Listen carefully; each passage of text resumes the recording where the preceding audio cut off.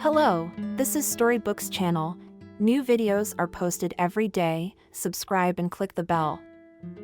Helen took a long, hard look at her own reflection in the dressing room mirror. But it was still noticeable that her body had become white, as if gravity was inexorably pulling her to the ground. In the bright light of the spotlight, the woman's face looked tired and haggard, dark circles under her eyes, and the already visible wrinkles were a treacherous reminder of her age. Helen would have turned 47 this Saturday, and age was a painful subject for the woman. She managed to maintain her attractiveness, looked after herself, buying expensive cosmetics, regularly visiting a beautician and a gym. But all this masked only the external side. In her heart, Helen felt that a little more and old age will jump out at her like a hooligan from the alley, intent on taking away the most valuable beauty and happiness. The forthcoming celebration frightened her to 40. The woman did not feel any special changes, but the closer the hand got to 50, the more she felt the destructive power of time. Benjamin would probably say it's too much of a drag, thought Helen, imagining her husband's reaction to the outfit. The hell with it. I like it. I feel attractive in this dress. Her husband was 4 years younger than her. Helen and Benjamin had been married for 20 years. During that time, all sorts of things happened. Family life was quite prosperous by the standards of society. Husband and wife lived in prosperity, rarely conflicted. They gave birth and brought up a beautiful son. Of course, over time, feelings faded, but Helen was satisfied that she was faithful to her spouse. And he never really looked at other women. She had once been madly in love with Benjamin. Her parents discouraged her from marrying a young man who was just graduating from college, but she wouldn't listen.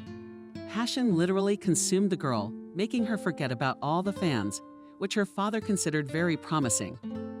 Mom said that Benjamin only needs money. Who is he? A provincial boy living in a dormitory on a tiny scholarship. And she's a beautiful girl from a good family, with an apartment in the center and a prestigious position. At 26, Helen didn't care about other people's opinions. She was head over heels in love with a smiling and modest guy who dedicated poems to her, met her every day from work, and gave her modest bouquets bought on a new scholarship. Romance surrounded Helen's head, and then she got pregnant suddenly and stupidly. She flatly refused to get rid of the baby. At a family meeting, her parents decided they needed to organize a wedding immediately. Immediately, their prejudice against the beau disappeared. Helen's personal reputation was paramount. It was a happy decision. Benjamin was at first very surprised, but showed himself as a decent man and willingly took the girl as his wife. The wedding was lavish. Helen's parents were ready to spend any money as long as their daughter did not need anything. Benjamin resisted at first, insisting on a simple registration. He took a night job to earn money for the rings, but Helen's parents were adamant their only daughter should be married. The ceremony had to match, but Benjamin insisted on the rings. Even then, he was able to show a strong, principled attitude. That's what eventually won over his future father-in-law. When Bobby was born, Helen realized what true happiness was. Her son became everything to her. The girl did not want to leave the maternity leave for a long time, trying to spend as much time as possible with the child.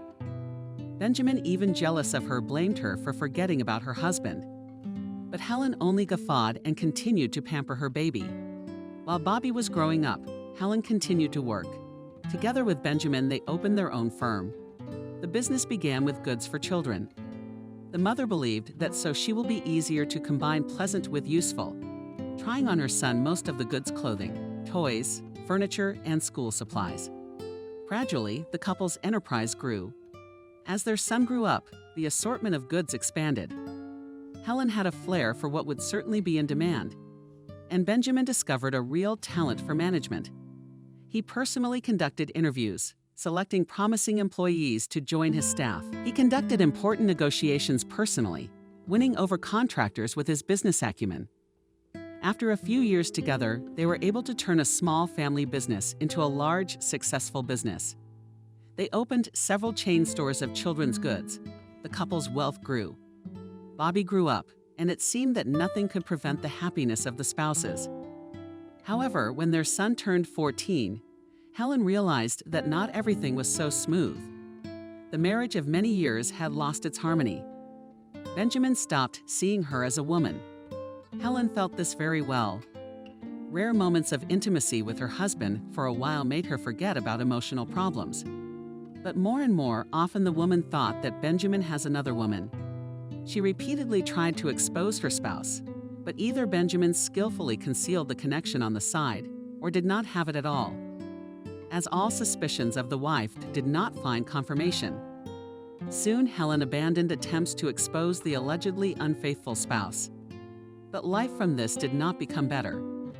With each day, the woman felt that she was losing her former attractiveness. In the 5th decade, Helen began to actively monitor herself. She joined a gym, found a great beautician, and regularly updated her closet. When she came to parent-teacher conferences at school, she more than once caught the admiring glances of fathers, classmates, and her son. But even this could not raise her self-esteem, so mercilessly trampled by the indifference of her beloved husband. The woman's whole life revolved between home and work. In the past, she could find an outlet in raising Bobby. But her son was growing up, and he needed his mother's attention less and less. Bobby ended up going to university in another city and left, leaving her all alone. Benjamin stayed long hours at work. He opened a new branch, which he decided to develop on his own, without letting his wife, who had enough to do. On the eve of his 40th birthday, Helen realized that her life is unbearably boring and monotonous. But she could not do anything about it. Having decided to buy a dress, the woman went shopping for shoes. She had not worn stilettos for a long time, and for some reason now she wanted to add them to the purchased outfit. The woman had chosen a pair of slim, high-heeled ankle boots that looked spectacular on her slender legs.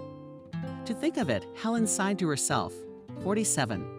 I had never realized that old age was creeping up so stealthily. Soon I'll have to buy orthopedic shoes, not stiletto shoes. Grimly grinned the woman. Headed to the car, obediently sat down a little around the city and drove to a couple more places. Helen returned home. The apartment habitually greeted her with silence. While sorting out her purchases, the woman discovered that she had forgotten to buy coffee. Without this drink, she did not think of herself at all. And at home, as a pity, the supply ran out. In the morning, we'll have to go out again. Helen thought, well, I'll go now, otherwise I'll hear everything from Benjamin in the morning. I taught him to have coffee. There's nothing to complain about. We'll sort out the bags later, just like she did. The husband couldn't wake up unless he had a cup of fragrant hot drink made by his wife in the morning. Options from the coffee shop from Fall. For some reason, the husband only recognized Helen's brews. It was her pleasure. The tradition remained one of the few that brought the couple together, even if not for an extended period of time. Helen didn't bother to take the automobile. Not far from their home was a small store that sold starter tea and coffee. The woman liked this shop. Here she was always greeted like an old acquaintance, advised on new products, and treated to chocolate. Helen didn't buy it, buying everything the shopkeepers offered, as if guessing her personal preferences. When she entered the store, she did not see behind the counter already familiar Wendy long ago. It is an elegant woman, worked from the day of opening for 8 years, no less. Helen had even always wondered when that one would have a shift so she could get a consultation just from her. So well their tastes matched. Instead of an elderly lady with immaculate hairstyle on her gray hair, an unfamiliar man stood near the cash register. What a handsome man, Helen remarked to herself, admiring the military dressing of the salesman, who very successfully emphasized the light gray suit 3-piece. He should be on the catwalk, not behind the counter. The man smiled pleasantly at the woman who entered. Good evening. His voice was as good as his appearance. Deep, velvet clear. What can I do for you? Hello, Helen didn't answer at once, continuing to admire the stranger. I need coffee. Usually Wendy has been working with me for a long time, but she's probably having a day off. Galachka is sick, the salesman replied with sincere regret in his voice. It's nothing, a seasonal cold. You see, the weather outside is so changeable. I will replace it for now. My name is Nick. Helen, for some reason, just introduced herself as a woman. A very nice woman. Likewise, ma'am. So what can I do for you? I need coffee. Helen started again. I take regular Arabica. Wendy always recommends what she drinks herself and always hits the mark. Nick rubbed his chin. I think I know what to surprise you with. Just this morning, new varieties came in from Yemen. Do you drink Arabic coffee? I do, Helen answered him uncertainly. A man's smile. And without a gun, the woman seemed to have lost all thoughts of the hot dark. I wish. Otherwise, my husband will not recognize the other one. Are you married? Nick's question seemed strange for some reason. Why is it surprising that she, Helen, is married? Yes, she answered. And you make your own coffee? The salesman smiled. Of course I am, as they say. A fan, I cannot without coffee. And not just waking up, but just a cup in the morning has become a ritual for me. Benjamin has a family tradition of drinking just to wake up. It's important for me to savor the moment, you know. Of course I understand, Nick nodded. Coffee isn't just a morning drink for me either. And what I do has already made those aromatic beans a true deity. Helen took another look at her interlocutor. Her age, maybe a couple years older. The suit was expensive, though simple. You couldn't buy such a thing on a consultant's salary. Looks well-groomed. Manicure alone. And the watch, Helen. Nick interrupted her musings. I think I found what you're looking for. It's dark, roasted, very strong aromatic flavor, a nutty note. Is that what you like? Wendy would sell her soul for one of these. Only 2 packs came in. It's pretty rare and expensive. But I'll give you a good discount. Come on, Helen answered hesitantly. For some reason, she felt insecure in the company of this man. I see your uncertainty, smiled Nick. Why don't we try it? Let's have an espresso. Helen was often treated to coffee here. It was normal for a store of this caliber to give a customer a tasting. But for some reason, Nick's offer confused the woman. Thank you very much for the offer, she began in a changing tone. But unfortunately, I don't have time. My husband has to come back. I don't want to be late. The boss is the boss, Nick replied nonchalantly. Although I think 5 minutes will not decide anything. Will you say you're stuck in traffic? For some reason, Helen desperately wanted to accept the offer. She didn't understand why. She saw some hidden hint in the mundane tasting procedure. Perhaps it was the fact that she liked the man. She had never really examined the opposite sex since she had a husband. But now some old memories were shifting in her soul about the crowds of admirers who had followed her before she was married. How beautifully they had courted her, asked her out. Okay, Helen agreed. Let's have your espresso. Great, the man smiled again. Double with sugar. Double. Helen agreed. But no sugar. Nick nodded. He invited Helen to go to the back of the room where the tasting area was located. A huge coffee machine shone with chrome. The woman sat down in a comfortable chair, and the salesman busied himself making coffee.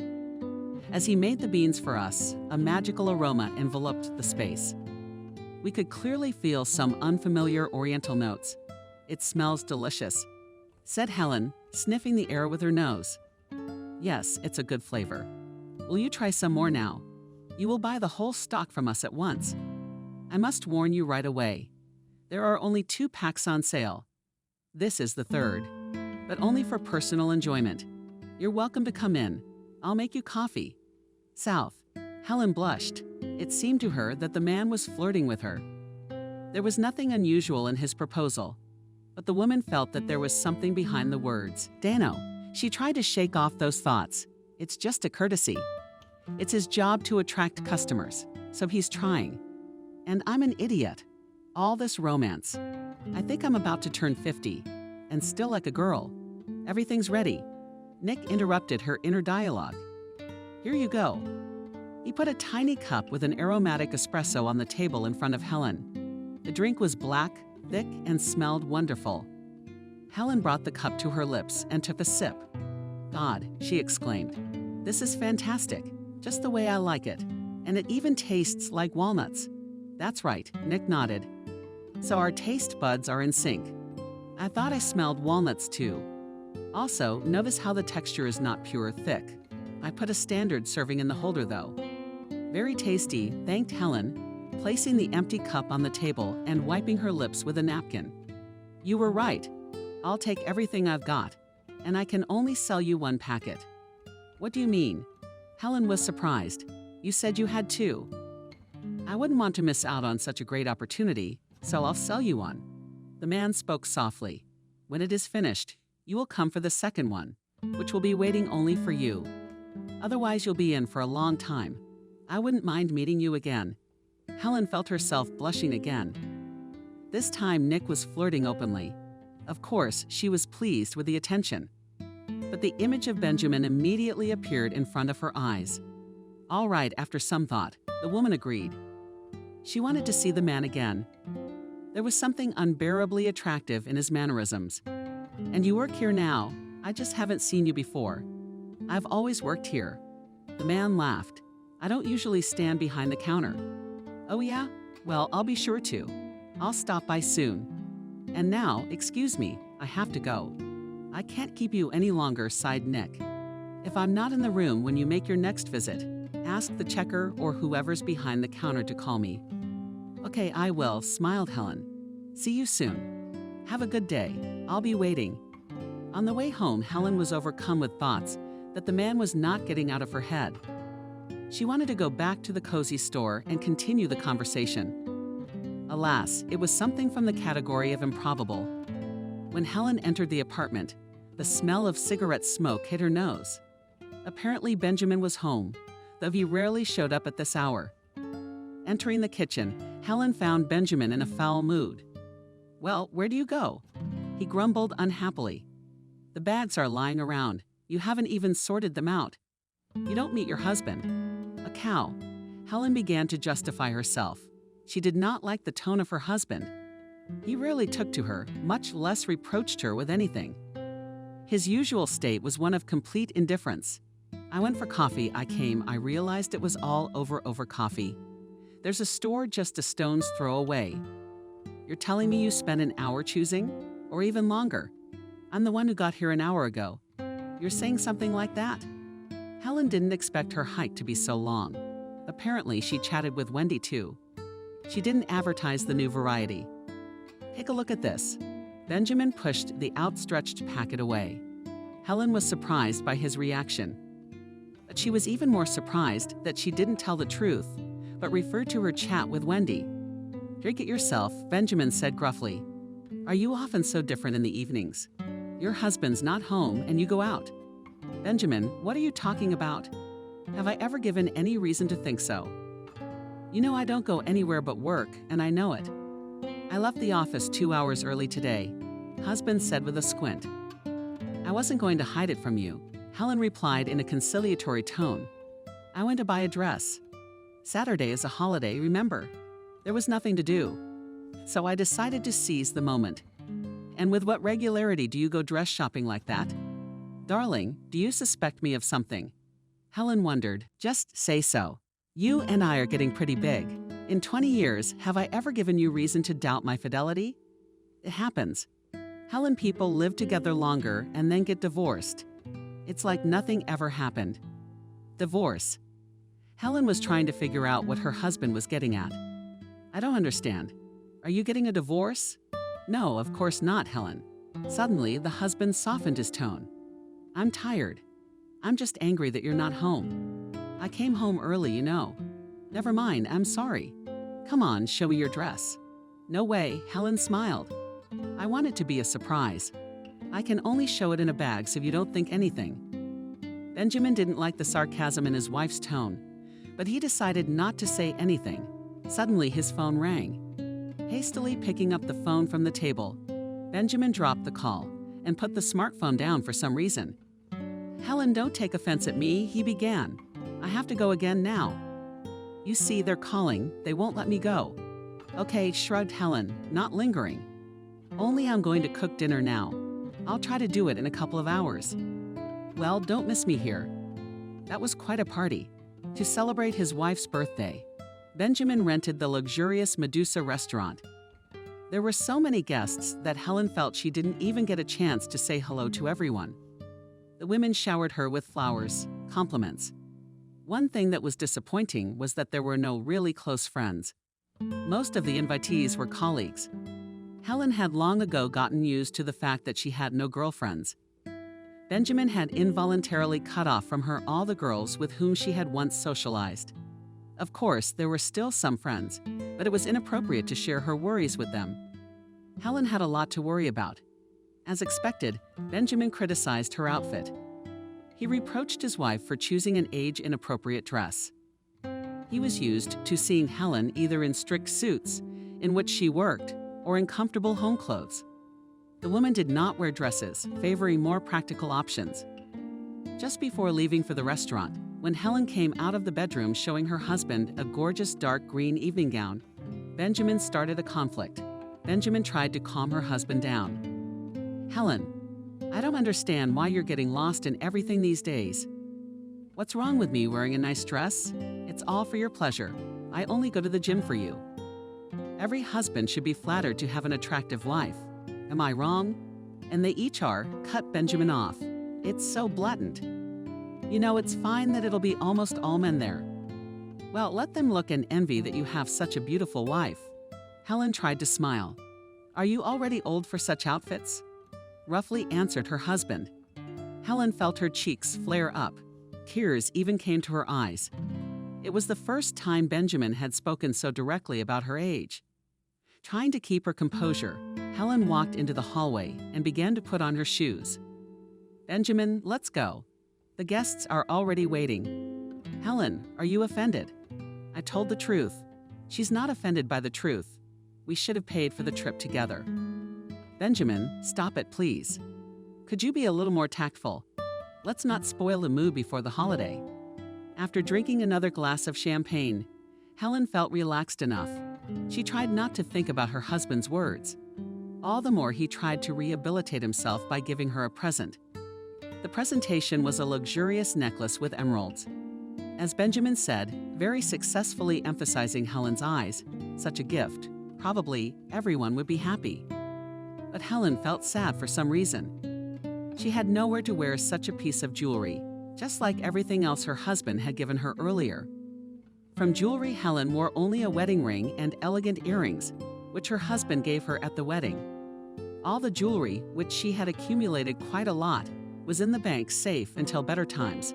As the folk saying goes, a gift to a horse in the teeth does not look in the teeth. But Helen would be much happier with a practical gift. And most of all, she dreamed of going to a resort with her husband. The last time they had gone to a resort was about 5 years ago. Helen repeatedly hinted to Benjamin that it would be nice to repeat their resort romance. But the husband remained deaf to her requests or tried to pretend not to understand. When the couple returned home, Benjamin immediately went to bed. The man drank a lot, so Helen did not even begin to demand attention from him. She changed her clothes, made herself a strong coffee. But without taking a sip, she fell asleep on the kitchen couch. The bell rang, waking Helen up. It took her a long time to realize where she was. Gradually, the woman came to her senses. The doorbell continued to ring insistently. Her head was telling, and the champagne she had drunk the night before was telling. Helen looked at the clock, 11:34. Jesus! The woman was surprised. She'd overslept. Obviously, her husband wasn't home. Surely Benjamin had left early and would not wake his wife, sleeping peacefully in the kitchen. It was Helen's day off, and she wasn't going anywhere. And Benjamin had to go to a meeting with some partner. She remembered that too. The bell rang all 3 times. Who's being so persistent? Helen said aloud, heading for the door. Who is it? I'm here to see Benjamin. A girl's voice sounded from behind the door. He's not home. Helen hesitated. He's at work. Call him, please. The woman was about to move away from the door, but the callers were not going to give up. Wait, echoed the girl. And you, Helen? Yes, the woman was embarrassed. Then I'm here to see you. Open up, please. We need to talk. Helen hesitated, wondering what this lady wanted. How did she know Benjamin and herself? But curiosity got the best of her. Helen opened the door. On the doorstep stood a very young girl in her early 20s. She had a smug smile on her brightly painted, pretty face that gave her a predatory look. To what do we owe the pleasure? Helen asked. The guest gave her a displeased look and smirked. "I think we should continue this conversation off the doorstep. I have a lot to say." "Good." The landlady was embarrassed. "Come into the living room." She led the stranger into the room and sat her down in an armchair. Helen wanted to offer her something, as the norms of hospitality demanded, but for some reason she hesitated. "Helen, I'm sorry, I don't know my middle name." The girl said in an insolent tone. "Can I just say Helen?" Helen resented the girl's behavior. She sat back in her chair with her foot on her leg, and a strand of hair twirled insolently around her finger. "My name is Emily," the guest continued. "I am Benjamin's favorite woman." Silence reigned in the room. Helen digested here. To say that Emily's statement surprised her was incorrect. The woman had long ago guessed that Benjamin had taken a mistress. Constant delays at work, sudden mood swings of some kind. Details only she could see. The hunch was confirmed, but Helen couldn't call it a blow. Somehow she didn't care whether Benjamin had a mistress or not. The feelings between them had long since faded. There was not enough information to perceive her husband's act as a betrayal. It was more outrageous that this insolent girl had come here, to their apartment, and was smirking, as if she'd won a victory. "What are you saying?" Helen pretended to be surprised. "And how, I wondered, did you realize that Benjamin loved you?" "What is there to realize?" Emily was surprised. "Ben and I have been together for a long time." "Oh yes, you didn't realize anything. Why did you come?" Helen asked tiredly, interrupting her interlocutor. "What do you mean, why?" "Benjamin has wanted a divorce for a long time. He prepared the documents, but he's so indecisive, you know. So I thought I'd speed up the process by telling you." "Girl, do you really think that my husband is serious?" Helen grinned. "Well, he took a mistress. Is that a reason to divorce? But he's going out with you, and he'll come back. We've been together 20 years. We have a son. In vain think that a man is so easily ready to give up the usual family life and family life." Emily laughed. "What kind of life is that? Have you seen yourself? Old, boring. What can you give him?" He said himself that he didn't want to go home with his wife just out of pity. "He comes straight to my place after work, and I can make sure he doesn't get bored." "I'm sure you can." Helen was amazed at her calmness. At another time, she would have kicked this girl's face out. But now she was even curious how this dialogue would end. "And in vain you think that we are not serious." Emily continued. "By the way, Benjamin even bought me an apartment. Doesn't that say something about his intentions? Hardly a man would give such a gift to a woman he doesn't care about." Helen was silent for a long time, looking at Vika. Such a broad gesture from her husband seemed something indecent. Emily was right. For a one-night stand, Benjamin would hardly have splurged. Yes, he liked to let dust in the eyes, but most likely would be limited to expensive, but not binding jewelry. An apartment is more serious. Such an expensive gift hinted at certain intentions. It was strange that such a large sum had escaped her attention. Helen was not particularly interested in finances, trusting the management of them to her husband. Apparently for nothing. "Well," she said with a sigh, "I don't know what you want. If you need to sign the divorce papers, let's wait for Benjamin and talk it over. If you think I'm gonna hold him back, you're wrong. If you think I'm just gonna let him go, you're wrong too. You obviously want money from my husband, and you're trying to convince me that you're in love with him. He's twice your age, and if he's understandable, bought into the beautiful wrapping, ready to listen to any lie, just to not slip off the hook. I understand you much better. Successful businessman. Obviously he's rich, and you can spin him any way you want. How can you not take a chance? And the wife's a bore. Hired old lady to the wedding. Make way for the young. So Emily, I can see right through you. Even the fact that you allow yourself this apartment speaks volumes. Am I the only one who wonders if Benjamin realizes you're motivated purely by mercantile motives? Are you wrong?" Emily replied hotly.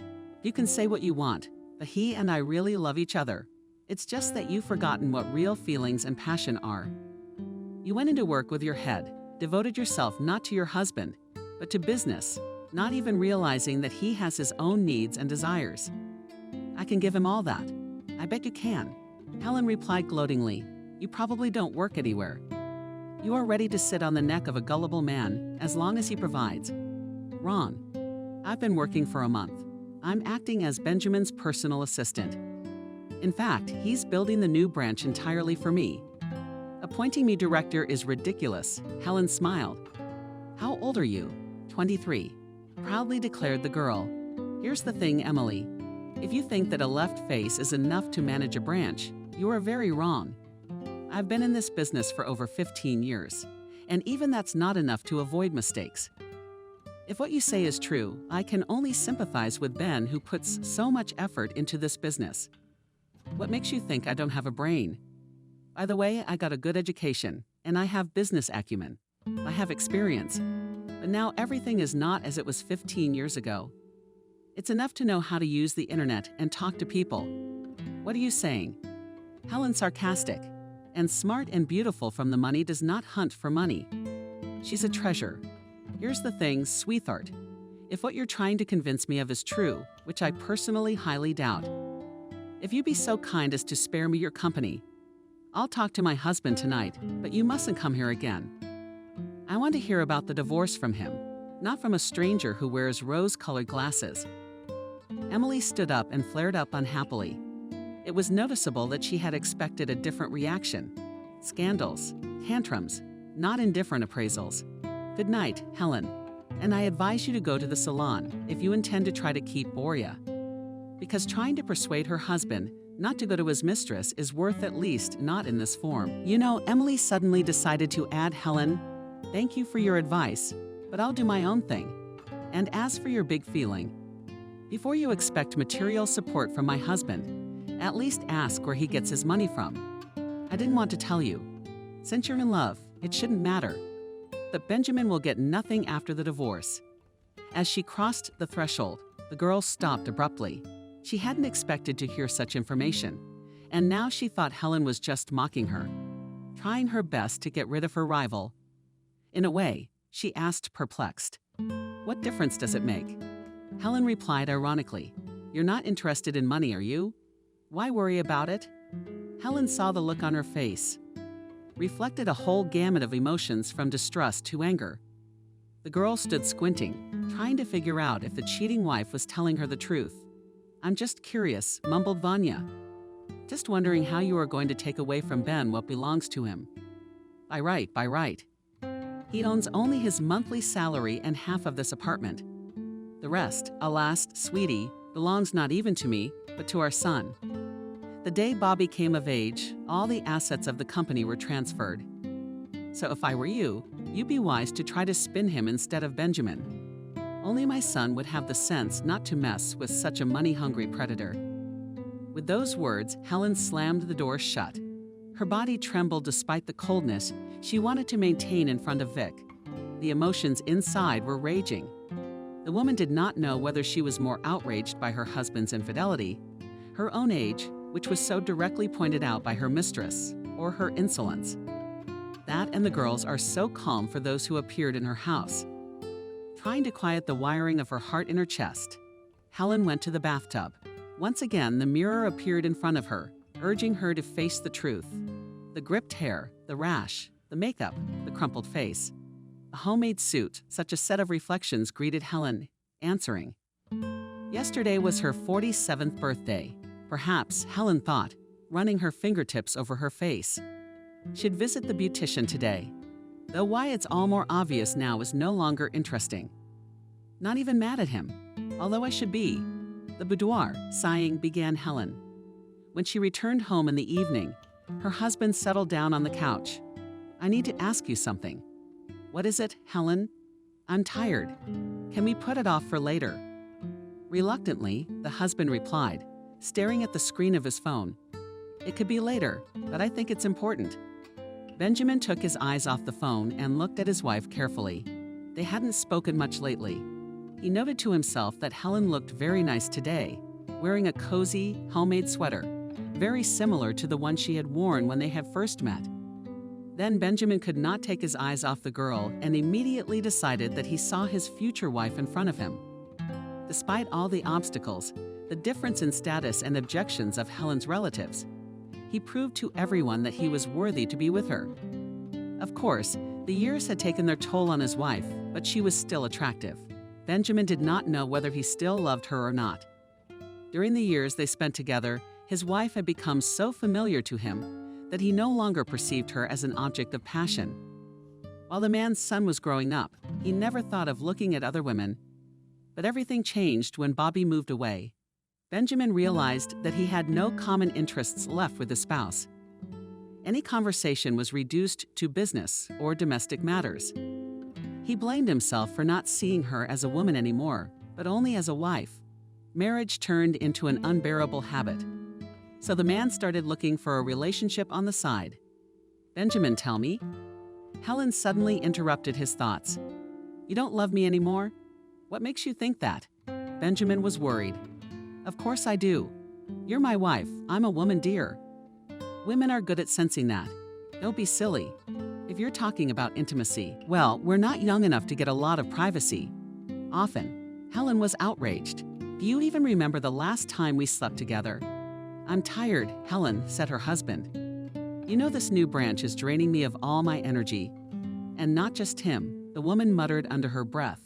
"What are you talking about, Benjamin? Tell me honestly. You have another woman." "What kind of nonsense?" Her husband tried to persuade her. "What other woman? I wouldn't even have time for an affair on the side. I asked, and I'm not saying a word. I'm married to you and work. I have no other women." "Is that so?" Helen thought about it. "And what about divorce?" His wife's behavior surprised Benjamin. Why did she suddenly bring it up? Does she suspect something? "What divorce? She's crazy. We've been together for 20 years. What's wrong with you?" "I'm fine with it. But apparently you're not. Why don't you tell me what you're driving at?" "I had a conversation today," Helen replied tiredly to Emily. Benjamin dazed. How could Helen have crossed paths with Emily? He gave no reason for suspicion. The wife could not have known about the mistress. That's a fact. With Emily? Benjamin asked uncertainly. Now he realized that Helen knew something, and, judging by her questions, she knew everything. "Yes, with Emily, of course I understand, darling. But I think it was a mistake for her to come to our house and say all these things." Benjamin realized he'd been caught red-handed, and it seemed silly to back out. But why the hell did Emily come here? They'd agreed she'd stay out of his personal space. Benjamin quietly buried. "Benjamin," the wife continued. "This girl said that you are seriously thinking about divorce. Got the papers ready already. That's true. And bought her an apartment. Do you have love as a witness that you listened to the ravings of this fool? What divorce? What apartment? Yes, I cheated, I confess. It's nothing serious, Helen, is it? You know, you and I have always been honest with each other. I've never given you a reason to be jealous, and neither have you. I just don't understand why you didn't talk to me. Why would you hide all this? And what would you let me do? You mean sleep with another woman? No, of course not. But we would have talked about what's wrong with you. I don't know. Find a way out.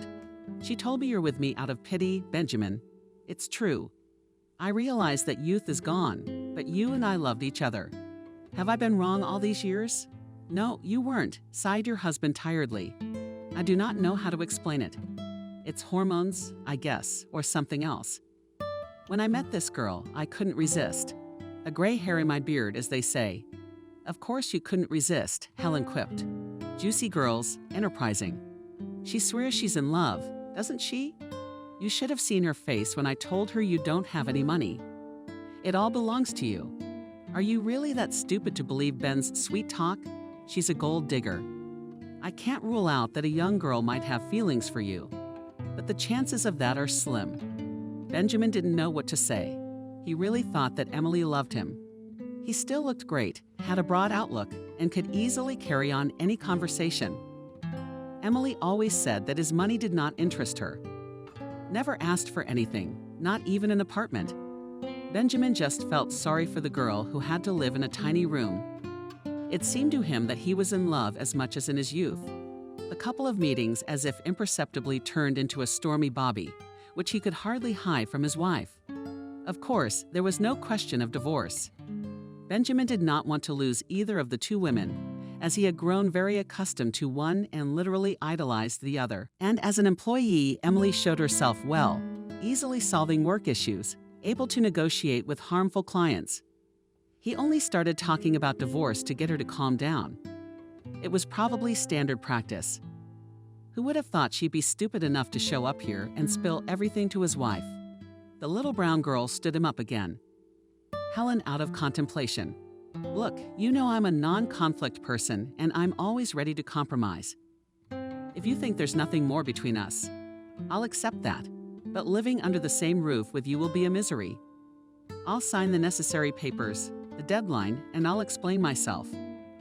I don't want to spoil the boy's life with other people's problems. You're probably expecting a scandal from me, but there won't be. Apparently, the time limit on our marriage has come to an end. I want you to be happy. Helen was silent. Ben thought she had tears in her eyes. He did not dare to start talking again, but it was unbearable to sit in silence. Helen, he began, I don't want a divorce. I'll break up with Emily tomorrow, I promise. I don't want her. It's been some kind of a lunatic frenzy. I'm sorry, tomorrow, the wife grinned. Why, I wonder, not today. Borka doesn't torment me. I realize that even if not Emily, there will be another, followed by a third and a fourth. It's like a thrill that won't stop. I don't want to suspect you, accuse you. If you want to be free, I'll stay out of your way. You say that. Suddenly, Benjamin changed tactics. It's so easy for you to go along with all this. It's like you've been waiting for an excuse to get divorced. And now this fool has paid a visit. Helen, I think you're seeing someone else. Don't be ridiculous. His wife cut him off. How can you suspect me of anything? You know very well how and what I live. And unlike you, I don't neglect the house. For 20 years, I didn't even think about other men. And you dare to make assumptions like that. I think it's all about you unwittingly shifting your guilt onto me, and you're right about something. It's my fault for not looking after myself enough. Although with money, you can keep up appearances. But it's not even about wrinkles or anything. I'm tired of seeing you tired. You shut me out. When was the last time you gave me flowers for no reason? You don't like flowers, do you? That's not the point. Flowers are a sign of attention. It's always nice to get a bouquet. Do you like it or not? Tell me, why did you give me that necklace yesterday? Just to keep it in the safe. You knew I wanted to go on vacation with you and not alone. You just didn't want it. So you decided to get away with another expensive piece of bling. We have to admit that we don't love each other anymore. And if you keep insisting that you don't want a divorce, I'm the one who's bringing it up now. Benjamin, are we getting a divorce? Helen, he tried to calm me down. Don't say that. What divorce? Well, I went left. It's not the end of the world. Almost all men cheat. I'm not trying to make excuses. But did you really think I'd go for that girl? What a mess. Where do you want to go? Screamed Helen. You stubbornly refused to hear me. You think I'm just gonna forget and start over? No, I don't. I've told you my position. Why continue something that has no purpose? We have a beautiful son. Our business is thriving. But without mutual trust, I don't want to continue with you. And you lied to me. If you just come clean, we could have had a dialogue. You know very well that I value honesty above all else. And when the person closest to you lies to you, it's a stab in the back. I can't trust you anymore. Even if we agree on something, sooner or later, suspicion will set in. We're adults. We can work this out amicably. If you're afraid of losing your firm, then drop it. We'll continue to do business as before. This job means a lot to me and to you. Can you keep the apartment? I'll go to my parents'. It's empty anyway. You see, I'm not claiming anything. You can live as you like. Listen to me. Benjamin hasn't given up hope. What does this have to do with apartments and business? I don't want to lose you. You don't? Helen was surprised. Then you decided to seek comfort in the arms of another woman. You haven't even tried to talk to me once. There's always a way out. You've lost the passion to try to rekindle it. You've stopped sharing what's on your mind with me. We're not strangers. But why is it so hard for you to do the simple things? No, honey, I'm sorry, but I've made a decision. I can't live with you anymore. Whatever you want, you don't have to sign it. We have an adult child, so we'll be divorced without your consent." "Helen, the sheet is already cold," laughed the wife. "And so are you." With these words, she went into the bedroom, slamming the door defiantly. Benjamin tried to talk for some time, but the woman remained deaf to his pleas. Helen desperately wanted to pamper herself. A week had passed since the argument with her husband. She moved into her parents' apartment, taking only the necessities. She had no intention of straying from her path. The very next day, the woman, after consulting with her lawyer, filed for divorce. As it turned out, the consent of the spouse was not required. The process was scheduled for October. Husband and wife were given 2 months to reconcile. But Helen knew very well that it would not happen. No matter what tricks Benjamin tried, the day was hot, which was unusual for the end of August. Now it would be time to go to a resort, the woman sighed to herself. Could Coral by herself. Get a resort, Bobby, get her mind off things and just relax. The thought struck her as unfortunate, and so she headed to the nearest travel agency to purchase a trip. She was met at the travel agency by a pleasant, middle-aged woman with an immaculate smile. She introduced herself as Maria, listened to all the wishes of the potential client, and got to work. Helen was served aromatic tea and cookies so that she would not be bored while Maria was selecting tours. "Are you sure you don't want to go abroad?" the agent asked. "Now it's time to fly to Thailand or Bali. The rainy season is just over." "Weather? Chick?" "No," Helen smiled. "I want to go to the East Coast for some reason. It's a mental whim, some kind of nostalgia."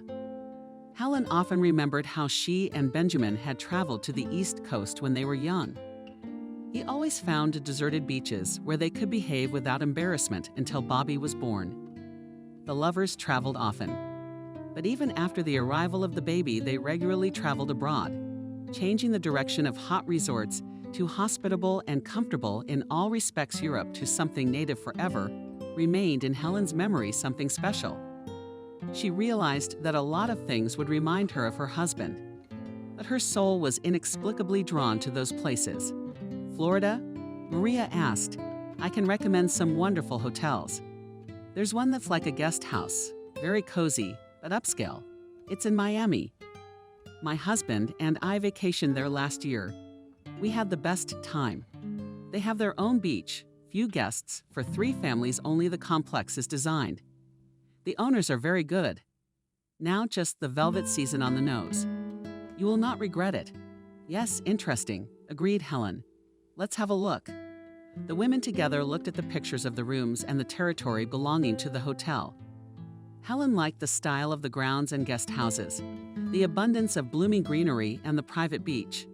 It looked unparalleled, and Maria claimed that the hotel was much better in person. "Well, Helen agreed to trust you. I haven't been on vacation for a long time, and now I have to go alone. So I have my doubts. You certainly will not regret." Helen made a tour for the beginning of September. At first, she wanted to rent the house for a week, but after thinking about it, she settled on 2. During that time, things at the office were unlikely to get up without her. There were still a few days left before she left, to distract herself from sad thoughts, and the woman decided to go shopping and buy things for the upcoming trip. In the mall, she went through the boutiques, without a second thought, grabbing everything she could lay her eyes on. Travel bags, swimsuits, parios, beach slippers, a silk robe, a few dresses, outfits for walking, cosmetics. Helen couldn't stop. She was overcome by a strange euphoria. It was as if she felt that this trip would open the door to a new life for her, full to the brim. After filling the trunk with purchases, Helen sat down behind the wheel and was finally able to exhale. The phone rang. The woman even shuddered with surprise. Her son's number popped up on the screen. "Bobby, hello." She answered cheerfully, unexpectedly honest. "Mom, stop calling me that." Bobby replied indignantly. "I'm not little, you're always little to me." "Oh, parents." The boy stretched out. "Mom, are you okay? Dad hasn't called." "Honey, I don't feel like talking to him. You know he's hurt me a lot, but I'm not mad at him. I'm just ignoring him so I don't give in to his advances. Are you sure you want a divorce? Life happens. You can always find a way to work things out. No one's saying you have to forgive him right away." Let him feel guilty.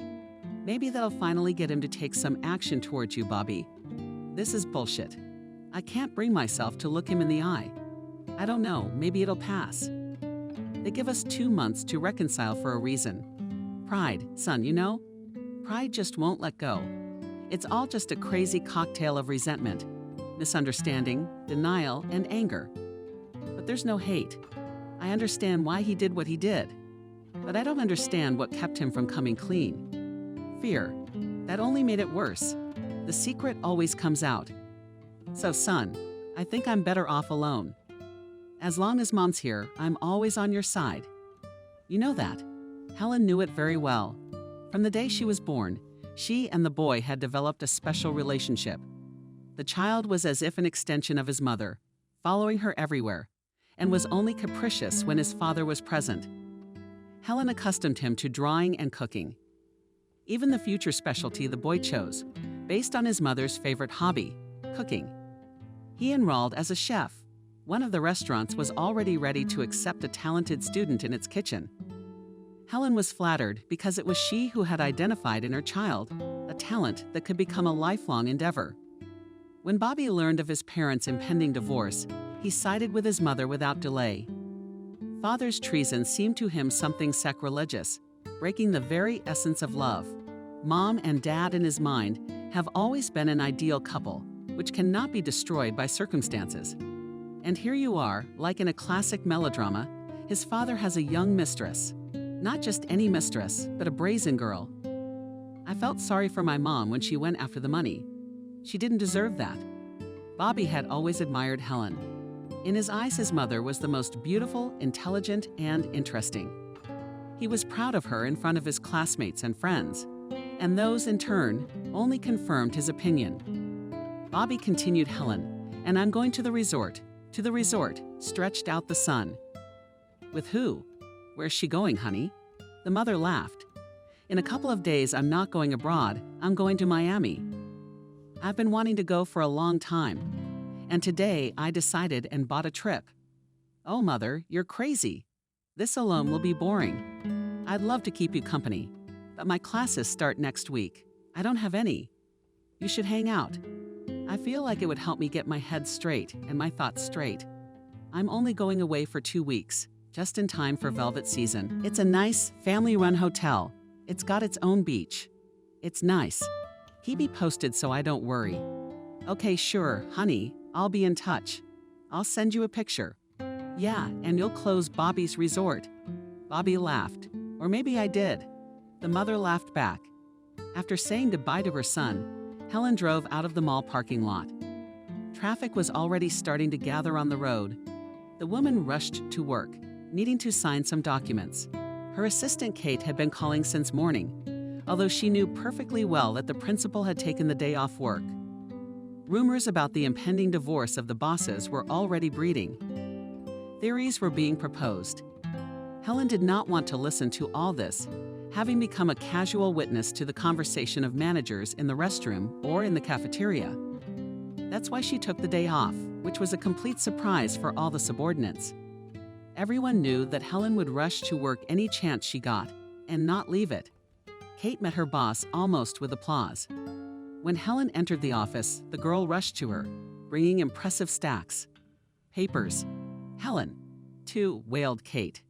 Thank God you've come. Can you imagine? Benjamin just refused to sign. And our coaster is on fire. What do you mean he refused? Helen was surprised. Usually her husband, without looking, signed what the secretary slipped him, realizing that the papers were in order.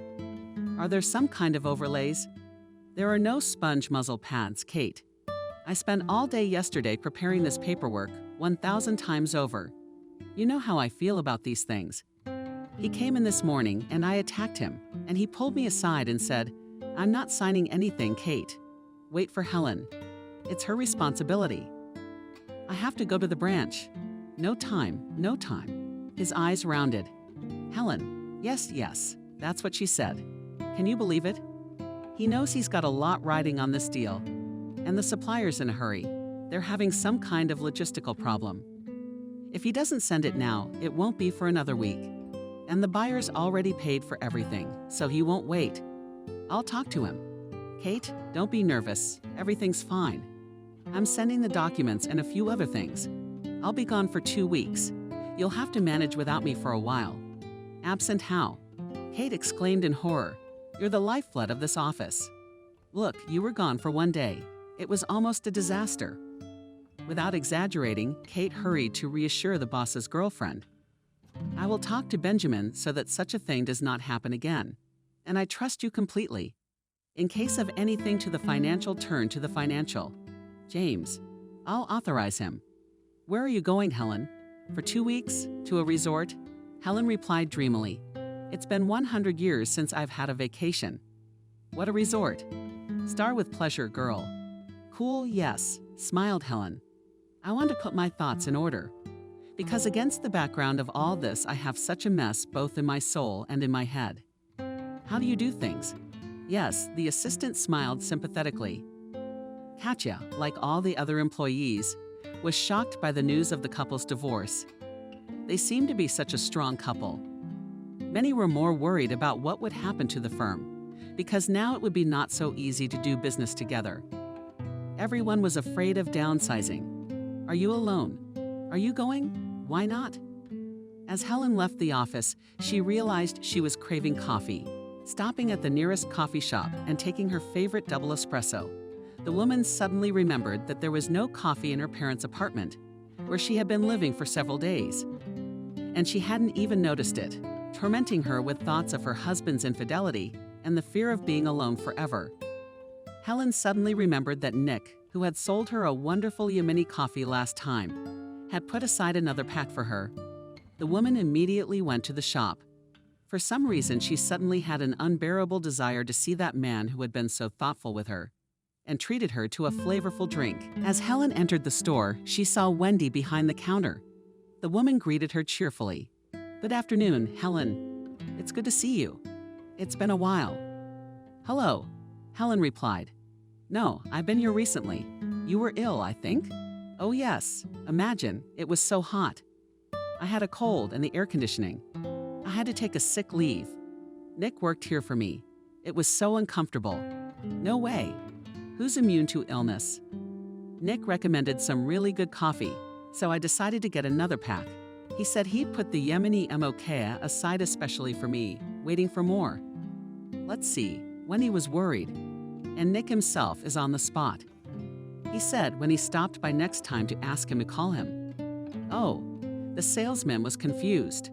And Nick is away. Do you have important business to attend to? No, Helen smiled. It was just nice to chat then. So I thought. Helen was a little upset that she hadn't been able to see that charming man. I don't know why she felt a thrill thinking about him. He doesn't come here much, Wendy said, taking a bag of Yemeni aerobics out of the back. I think I found that one. Yes, that's the one. Helen rejoiced, recognizing the distinctive design of the package. Have you tried it yourself? Of course, nodded the woman. The coffee is excellent. It's a pity they didn't bring enough, but I think Nick will order some more. I hope so, Helen sighed. There was a note next to the packet, by the way, Wendy said with a squint. Wendy, obviously. Which one? Helen was surprised. Look at this. Wendy handed Helen a neatly folded piece of paper. This beautiful coffee is a gift for the most beautiful woman. Helen, please accept this humble gift from me. It will be my pleasure. Nick, what is it? Helen looked from the message to Wendy. I can't accept such a gift. What do you mean? The woman laughed. I think it says it clearly. It's not worth refusing. Nick, apparently, had every reason to believe that he would please you. It's a bit awkward, Helen mulled at the strange man. What's so uncomfortable about it? He must have liked you. I'll tell you a secret. After his wife died, he went to work, and he was so handsome. Women chased after him in droves, but he was adamant. So I'll tell you, if he's paying this kind of attention, it means he's got something in his heart. For him, coffee is not just a commodity, but a true love. His wife died, you say? Helen said thoughtfully. Yes, sighed Wendy. Lissa used to run the place himself. There was such a nice woman behind the counter. She wasn't arrogant, but simple, always with a smile. And then she was diagnosed with this horrible brain cancer, and in 6 months, the girl was dead. Nick wasn't himself. After the funeral, he disappeared for months. Didn't even take his son with him, left him with a nanny. His brother took care of things, thank God. Then he came back. He came to his senses. I thought I'd have to say goodbye to the store. So Nick is your director. Helen was surprised. Didn't he say? Wendy laughed. He pretended to be a salesman again. Well, he likes to keep it simple. He owns the whole chain. He doesn't mind standing behind the counter sometimes. He and Lisa, when they started the business, they did all the merchandising themselves. Think about it. Wealthy people could turn up their noses and wait for the money to roll in, but these people don't. They really did what they love to do. You could see that right away. When is he coming back? Unexpectedly, Helen asked. Nick is a conspirator? Wendy smiled. In a week or two. Honestly, I don't even know where he's gone. Just said he'd be out of town for the time being. Unless it's up to me to figure out the details. I see, upset. Helen stretched out. Let me give you his phone number. Wendy suddenly suggested. What are you doing? Helen exclaimed fearfully. That's so embarrassing. And what would I say to him? I'd better come back later and hopefully get him. I'm going away now too. I'll be back in a couple of weeks. I think he'll be back by then. It's up to you, Wendy agreed. Although I wouldn't lose heart if I were you. He obviously likes you. I know him well. The chief never just does anything. Although, as I recall, you're married. So it's understandable to have doubts. Well, that's where I'd argue. Why this line? Suddenly you want to tell Wendy everything. I'm divorcing. How's that? The woman was genuinely surprised. All banal cheating, sighed Helen. Imagine 20 years together. And then, on top of that, he took a mistress. And this juvenile girl still came to my house and began to shake the rights. I just can't find the strength to forgive him. I've weighed everything, trying to convince myself that many families go through this and nothing, continue to live, and myself began to dig. It's something to think about, Wendy sighed. 20 years is a long time. And how could you cheat on such a beautiful and pleasant woman? To embarrass Helen. I got old. That's what it's all about. Nonsense. Wendy replied rather sharply. You look great. I can tell you're looking after yourself. Who told you that? The mistress. She's probably in her 20s and likes to get on your nerves. I'll tell you, a woman gets better after 40. Like a good wine. Thank you, Wendy. I'd like to hear such compliments from my husband, but I guess he has a different opinion. Oh, come on. If he stopped seeing you as the one. Boldly divorce nothing to regret about the years lived together. You still have ahead of you and all the happiness at any age to catch up. Baby, throw all the problems out of your head. My advice to you is to go somewhere to rest. To unwind, it'll be easier. I'm going to a resort, Helen said dreamily. Do you feel you need to do it? So good luck. Be sure to come back and tell me later. Did it help you?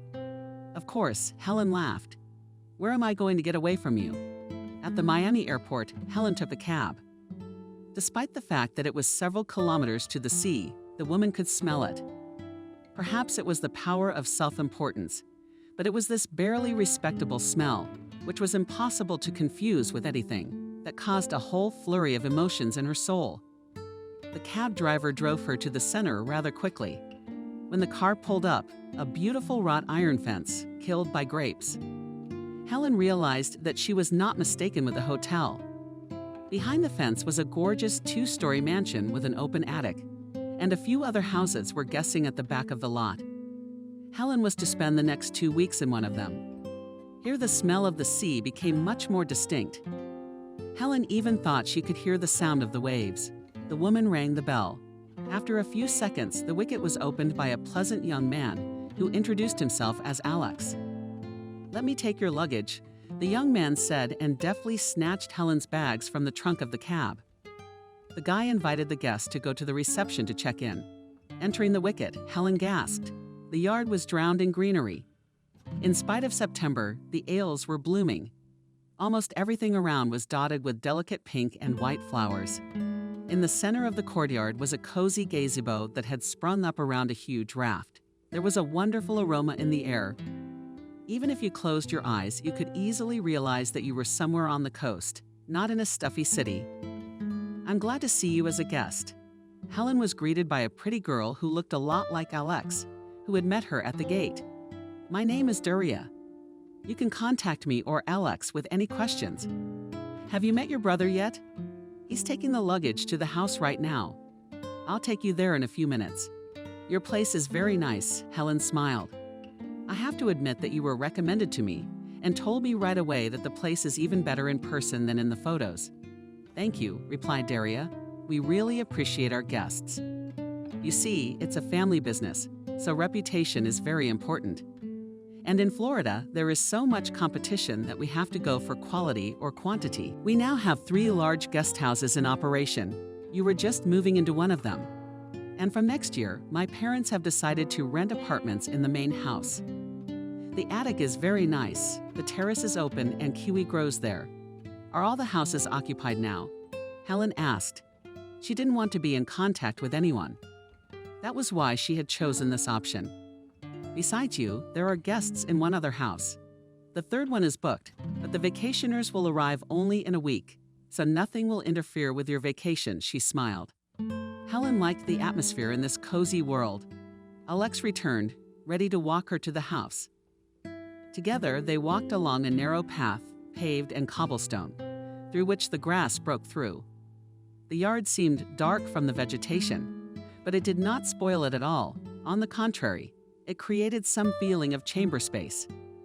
Here we are, Alex proclaimed, showing the guest a nice cottage with a spacious veranda. Your cottage is the closest to the beach. There you see, there is a path, a couple of steps, and you are by the sea. It was evident that the young man was very proud of the place. As they walked along, he told a little about how his parents had built the hotel. Besides their family, there were a few other people working here, a cook and a maid, a gardener. Most of the duties were done by his brother and sister, but it wasn't a burden to them in the least. How wonderful! Sincerely admired Helen. By the way, from the back of the house, there is an exit directly to the beach, so you can enjoy the beautiful sunrises and sunsets.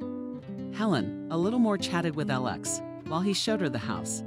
After that, the young man tactfully retired to the woods to call if he needed anything. After closing the door behind the guy, Helen quickly changed her clothes and ran to the sea. The veranda had a great view of the private beach and the pier from the shore to the resort. In the lounge from the 2-wave res, it was quite windy, so the waves were crashing violently against the concrete barriers. And moored at the pier, the boats were going up and down, giving herself over to the power of the natural elements. Helen took off her flip-flops and with childish joy threw herself into the water. It was warm, as if it had accumulated over the summer, all that the sun generously bestowed. The waves knocked Helen off her feet, but she, laughing, floundered in the surf, trying to get up. Realizing she wouldn't succeed, the woman gave herself over to the elements and swam. How long had it been since she had swum? And how marvelous it was that the beach was completely empty. Helen would burn with shame if anyone watched her awkward attempts to fight the waves. In satisfaction, the fallen woman went ashore and lay down directly on the confused towels. The sun listened affectionately to the drops, and it felt hot on her skin, even though the time was nearing sunset. Resolving herself a little on the shore, Helen headed back to the house. There was still some unpacking to do. Finished with getting settled in her new place, Helen decided to take a walk around town. It was already getting dark. Night came suddenly in the south, plunging everything in it into graphic darkness. The soft light of the lanterns was building into a siege. The woman stepped outside the wicket and set out to explore the neighborhood. The house was located almost in the very center of Miami. After walking only blocks, Helen found herself on a brightly lit street where the smell of kebabs and music blared from numerous summer cafes. The smell of building up on the coals, the meat intolerably beckoned. Helen looked into a small Armenian restaurant where she was immediately seated on a comfortable, cushioned bench. The hospitable host brought her a whole dish of fragrant kebab and a kettle of aromatic tea with British. Finally, the woman was able to relax. Bright garlands lit up the cozy courtyard. There were few visitors, so Helen just sat and enjoyed delicious food and good music.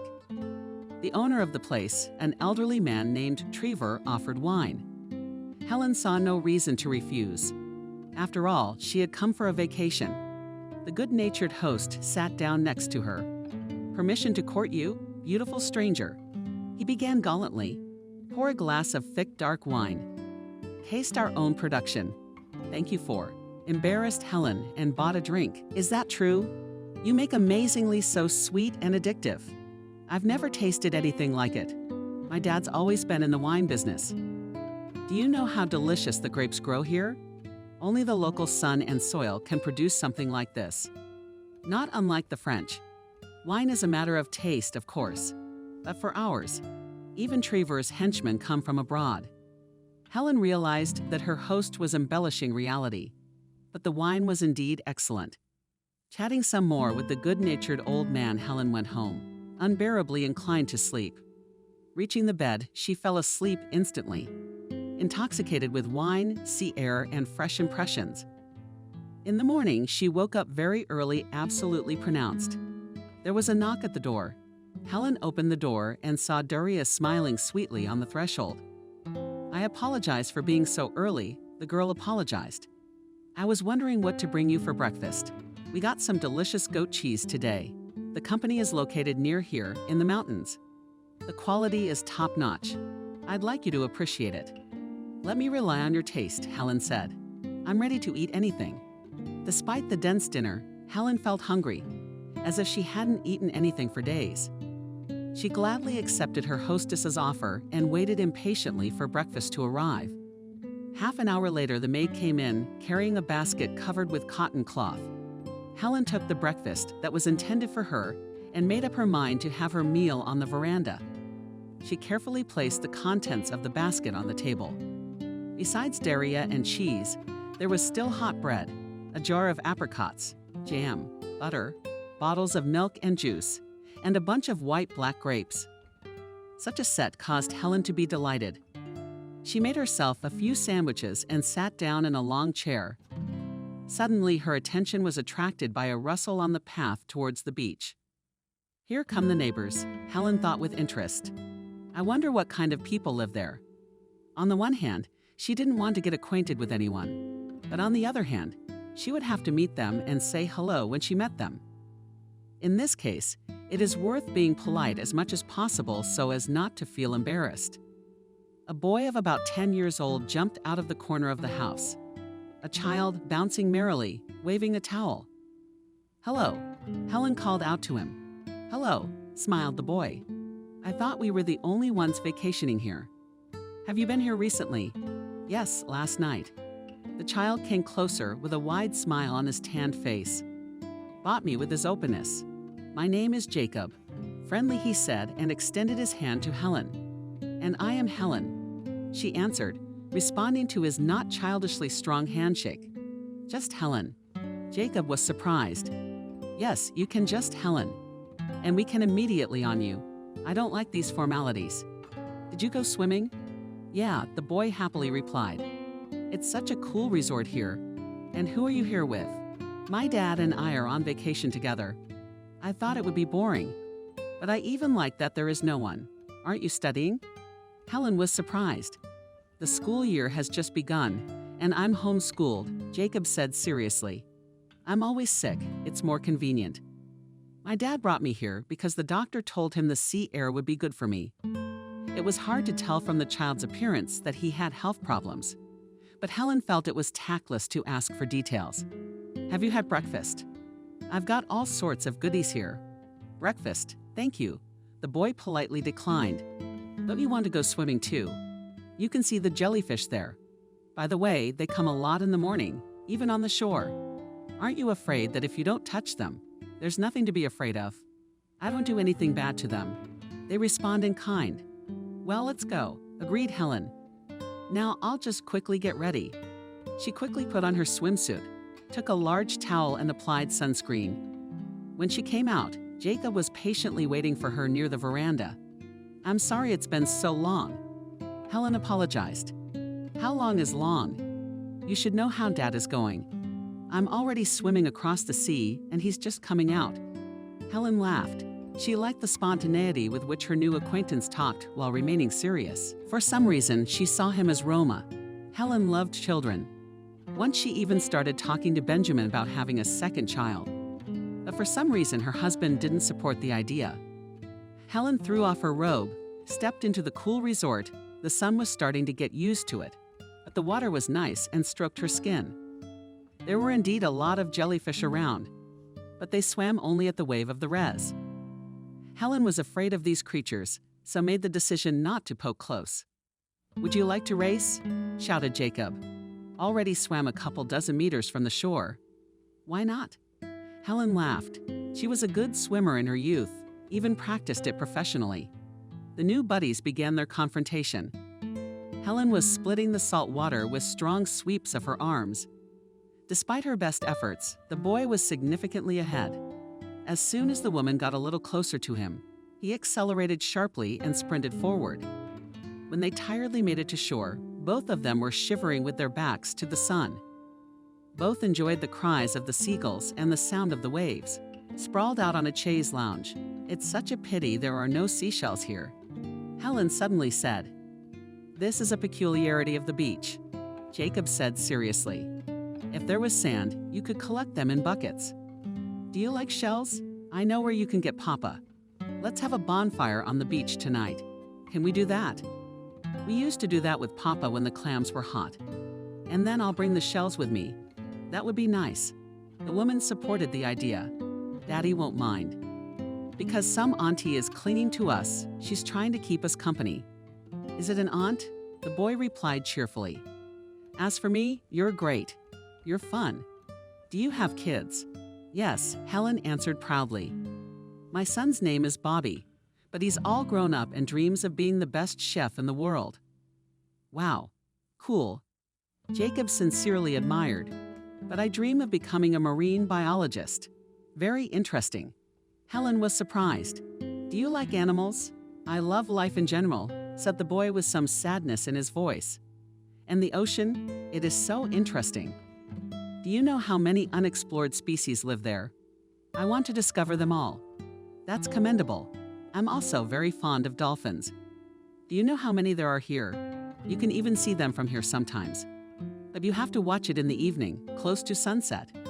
When we went out with my dad on the boat to the resort, they came right to the board. I even managed to stroke their noses. "I would like to swim with dolphins," dreamily said Helen. "In the resort is not worth it," seriously replied the boy. "They can play and take away with them. In the best case of bruises. It is better to go to the oceanarium."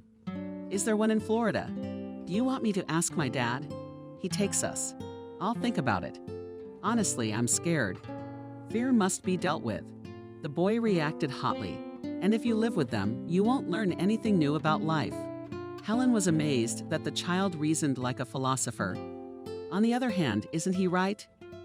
Why should she deny herself something, covering herself with fears and insecurities? Didn't she herself make a choice not so long ago, fighting the fear of loneliness? And nothing, she's alive, healthy, enjoying her vacation. She could have gotten discouraged. "Oh, there's Daddy," Jacob exclaimed joyfully. Helen turned around to pike her eyes from the bright sun. A tall man in a beach robe was approaching them. He was waving his hand in greeting. Jacob jumped up and ran towards his father. As they approached, Helen opened her mouth in surprise. Standing in front of her was Nick. "Oh, what a meeting." The man addressed her cheerfully. "Who is our new neighbor?" "Good morning," Helen replied, averting her eyes. She felt that her cheeks were blushing. "What are you doing here?" "I decided to let myself rest. I've been working all the time and I feel like I'm running out of energy." "Are you with your family?" Nick asked. "No," the woman smiled shyly. "One duck." The man was surprised. "We need to fix this right away. We've been tracking here for a week. Honestly, we miss the female attention." "Daddy, do you two know each other?" the boy asked. "Do I know you?"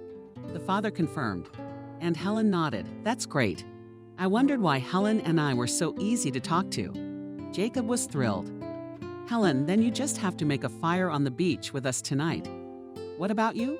Nick asked his son with a squint. Already on you? Of course, nodded the son. Helen is so cool. We were even swimming against each other right now, and I was blowing. Helen laughed with feigned resentment. Then I suggest that you and I, Helen, switch to you. Nick smiled at her. It's a little strange. The woman happily agreed with him. Then we can just call it Helen. Just Nick. The man held out his hand to her. Nice to meet you in a more comfortable environment. In the evening, the company settled down on the beach, intending to roast the airplanes on the fire. Where the whole sack of them had come from was unknown. He was careful to conceal his sources. Nick, with skillful movements of a man who often went camping, made a fire out of the fins scattered along the shore. The wood was dry. During the day, the sun had evaporated all the moisture from them. The flames raced sharply across the dried wood into the dark sky, began to sigh sheaves of sparks. Jacob was deftly pulling clams out of their shells with a penknife, and Helen was calling them to the thin pond. Nick immediately said it would taste better that way than on the metal checkers. Together, they all sat down on large logs brought to shore and waited with rapt attention for the treats to be ready. Nick told funny stories that had happened to him in his youth. Jacob was happily running along the shore, lighting Bengal lights. Helen felt so happy around these seemingly strangers. She hadn't relaxed in a long time. And these father and son were literally radiating warmth of spirit. When the last bobby was eaten, Jacob began to yawn. Nick led him into the house and returned a few minutes later, carrying 2 soft plates and a bottle of wine. That was it. The guy's gone to the tablet. He'll be fast asleep in no time. Running to himself, and this is for us. I think we'll sit a little longer. Nick carefully covered Helen's shoulders with a warm cloth. Despite the hot day, it was perceptibly cooler at night, a little cooler. At 6, Helen was getting warmer and climbed onto the chaise lounge with her feet. Nick stationed himself on a neighboring one.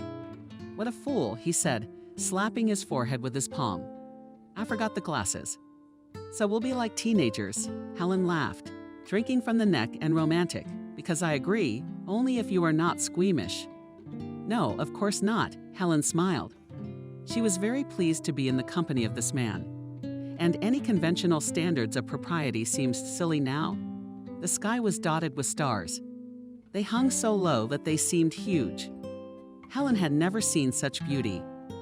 We should have a telescope now, Nick said, as if reading her mind. In my youth, I was fond of everything that could go to the nature passionately loved, and always took the telescope with me. Such a weight. But no, I wanted to carry it in my backpack. I stumbled once again. I'm afraid, God forbid, I'll break it. But then I'm so happy. Watching the night sky through it, I even took a morning of shooting. I still have a lot of photos. It would be interesting to have a look, Helen said softly. No problem. When we get back, I'll show you everything. If, of course, you don't mind coming to visit us, the woman said happily. She would really like to get to know these wonderful people better. And when are you leaving? Not 10 more about later, alas, business matters, sighed Helen. When you sit like this on the seashore, inhaling the aroma of the fire and enjoying the amazing wine, it seems that this whole world exists somewhere in a parallel reality, which you have nothing to do. But a fairy tale can't be eternal, right? Nick nodded. Though if work is fun, you don't notice the difference so much. On the other hand, if it weren't for work, I'd miss out on a lot of things in life. Like meeting you. Helen blushed. She was glad now that the darkness and the fire masked her embarrassment. You know, she suddenly said. I stopped by the store before I left. Oh, so you got my humble gift. I have to admit, I was embarrassed. Although I was upset when Wendy told me you were away, for some reason I wanted to see you. Helen, Nick said, pausing for a moment, do you believe in fate? I don't know, the woman thought. I used to be fond of esotericism, but when I got married, for some reason I abandoned everything. Everything was replaced by everyday life, work, raising my son. I believe, looking at the fire, the man said. Or rather, he started to believe. When Lisa fell ill, I could not understand the fact that a young, blossoming woman with an open heart could burn out in a few months. But it was her death that triggered something more. I went to Nepal after the funeral, lived there for a couple months, opened my eyes to a lot of things.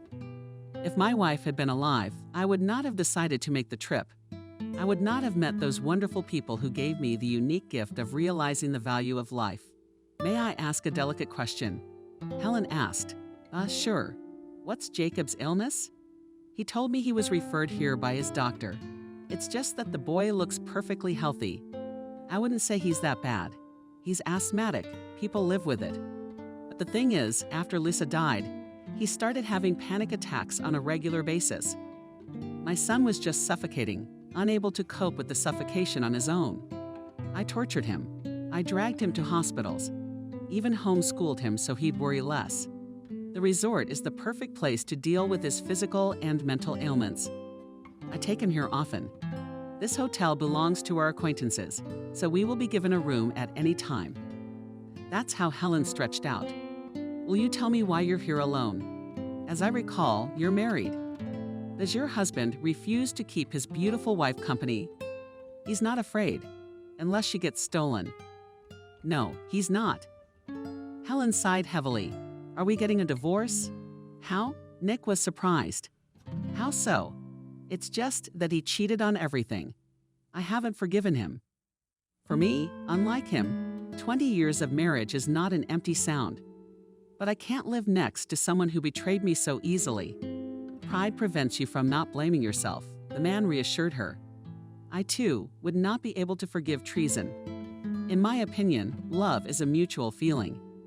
If, on the one hand, it ceases to manifest itself, it means that the second is not worth trying to preserve what is no longer there. Why torture yourself every day, seeing a person who reminds you of your misbehavior? Habit should not replace breathing a full chest. You're a beautiful woman. You shouldn't miss out on a chance at a happy future by keeping yourself around someone who treated you meanly. I feel old. Even Benjamin's mistress tried to hurt me with it. Nonsense. Nick objected. How old is old? You look beautiful. Look how your eyes shine. Age is a state of mind. They're numbers on a passport. Don't listen to anyone. Society imposes stereotypes that ruin everything. People are stupid, willing to go along with the majority opinion. That's good to hear. I guess I've just rarely been told that. So I've gone along with that society. So I need to fix that right away. The 10 days with Nick and Jacob flew by. They spent every day in each other's company. Helen realized that she had become attached to these people, how close they were to her in spirit. She learned a lot from new acquaintances and realized that plunged headlong into work, much missed. Early in the morning, Jacob came to the veranda. Helen only woke up for shoe covers, on-the-go robe. She walked out to the boy. Helen, let's go and have one last bath. We have a plane in 3 hours. Sure, honey. I'm just getting changed now. They raced in the water again. This time Helen won. I think she looked questioningly at the boy. Or were you giving in to me today?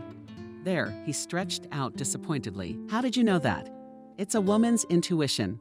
It just seemed to me like you were always resentful of losing. Not at all, darling. The woman hastened to reassure him. I'm soberly assessing my chances. And what? I go a year in the pool, and the next season will be in full force. Then we'll see who's who for the next. Jacob's eyes lit up. You mean you'll go on vacation with us again? Of course, Helen replied convincingly. How can I deny myself such a pleasure? Helen, the boy began uncertainly. Do you really like us? Why do you ask? Laughed the woman. I don't know, Jacob shrugged. I'd like you to stay with us. You're great. You're a lot of fun to be with. That's how I have a lot of fun with you and your dad, too. That's great. Then you should move in with us. Jacob, what are you doing? Helen was embarrassed. Don't you think it's too soon to talk about it? Why too soon? Dad won't mind, that's for sure. What makes you think that? He said so himself. Helen, such a revelation, caught by surprise. Of course, they became very close with Nicholas. But the man was limited to wobbly courtship and never directly spoke about his intentions. Helen believed that in her face he sees a friend, a sister, but not a woman, although she herself felt that this man took a place in her heart. But she could not ask him directly about such things. for fear of being rejected or misunderstood. Now it appeared that Nick himself was hesitant to offer her more than companionship. When a cab pulled up to the house to take father and son to the airport, Helen got out to see them off. Jacob was hanging around, helping his father stow the suitcases in the trunk. He hugged Helen tightly goodbye, and she even thought she saw tears in his eyes. "Don't be sad, baby," she told him affectionately. "I'll come back in 4 days, we'll see each other. If you want, we'll go out." "Promise?" he asked, wiping his nose with his sleeve. "Of course, I see no reason not to keep my promise." "All right then, bye." The boy gave her another big hug and climbed into the cab. Nick came over to say goodbye too. "Well, I don't even know what they say in such cases," he began, stammering. "I hope you don't disappear anywhere." "Where would I disappear to?" Helen laughed. "I'll be home in a few days." There was a pause in the air. Both of them didn't know what to say. Neither of them wanted to be different. Suddenly, Nick pulled Helen to him and kissed her. Woman Arabella, but it only lasted a split second. She responded to his kiss, realizing her heart was about to jump out of her chest, without saying anything. Nick got into the car. Helen took a long look after and lived cab. She couldn't believe that everything had really happened. She was brought out of her stupor by Daria's shout, who jumped out of the gate. "Forgotten," the girl wailed, waving the tablet in her hand. Jacob had left it at the front desk. "Leave it," Helen replied confusedly. "We live close by. I'll tell her when I get back. Don't worry. If you want, call Nick and arrange it with him." Thank God, Daria exhaled. Otherwise, it wouldn't have turned out so well. The plane was coming in for a landing. Helen looked through the porthole at the lights of the city burning below. She was looking forward to returning, because saying goodbye to Nikolay had spilled out everything she had accumulated during the days of her wonderful vacation. After the departure of her friends, Helen had not been able to find a place of her own. She preferred to swim more often, went to the favorite Armenian restaurant for dinner. But the time dragged unbearably long.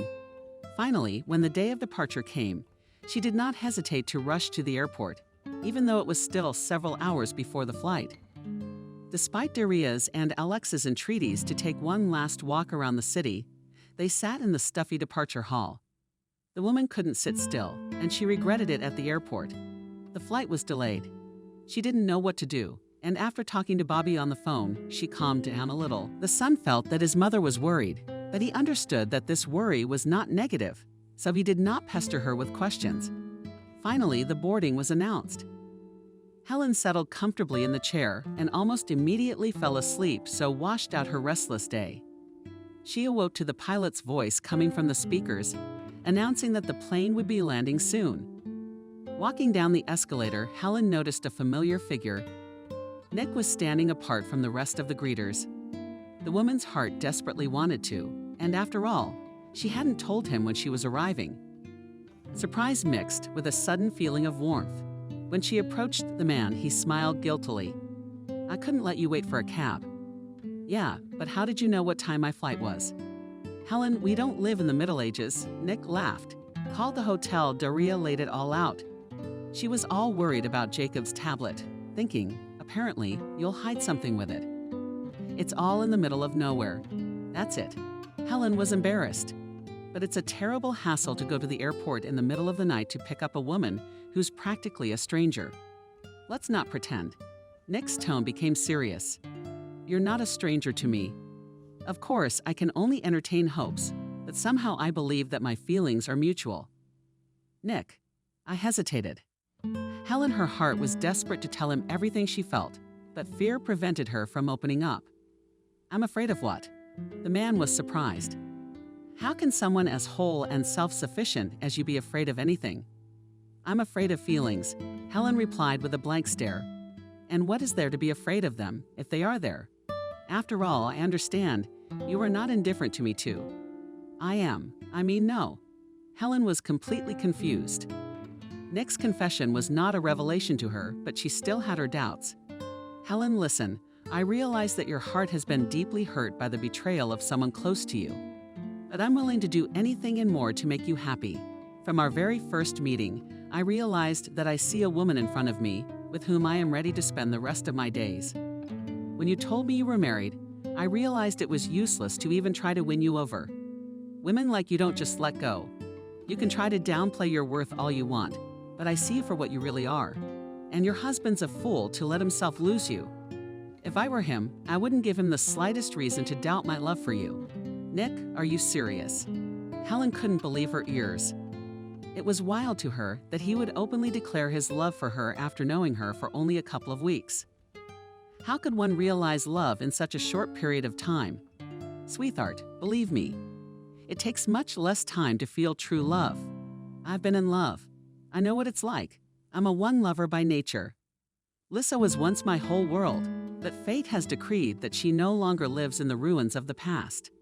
A hardship. For years, I tried to see the good in the world around me. And then I met you. I don't know if it's karma, chemistry, mysticism, obsession. I don't get off as easy on people as I think I do. You don't believe me? Talk to Wendy. She knows me as the irradiated one. That woman was a close friend of my late mother's. Literally rocked me on her lap when I was still under the table. I don't open up to just anyone.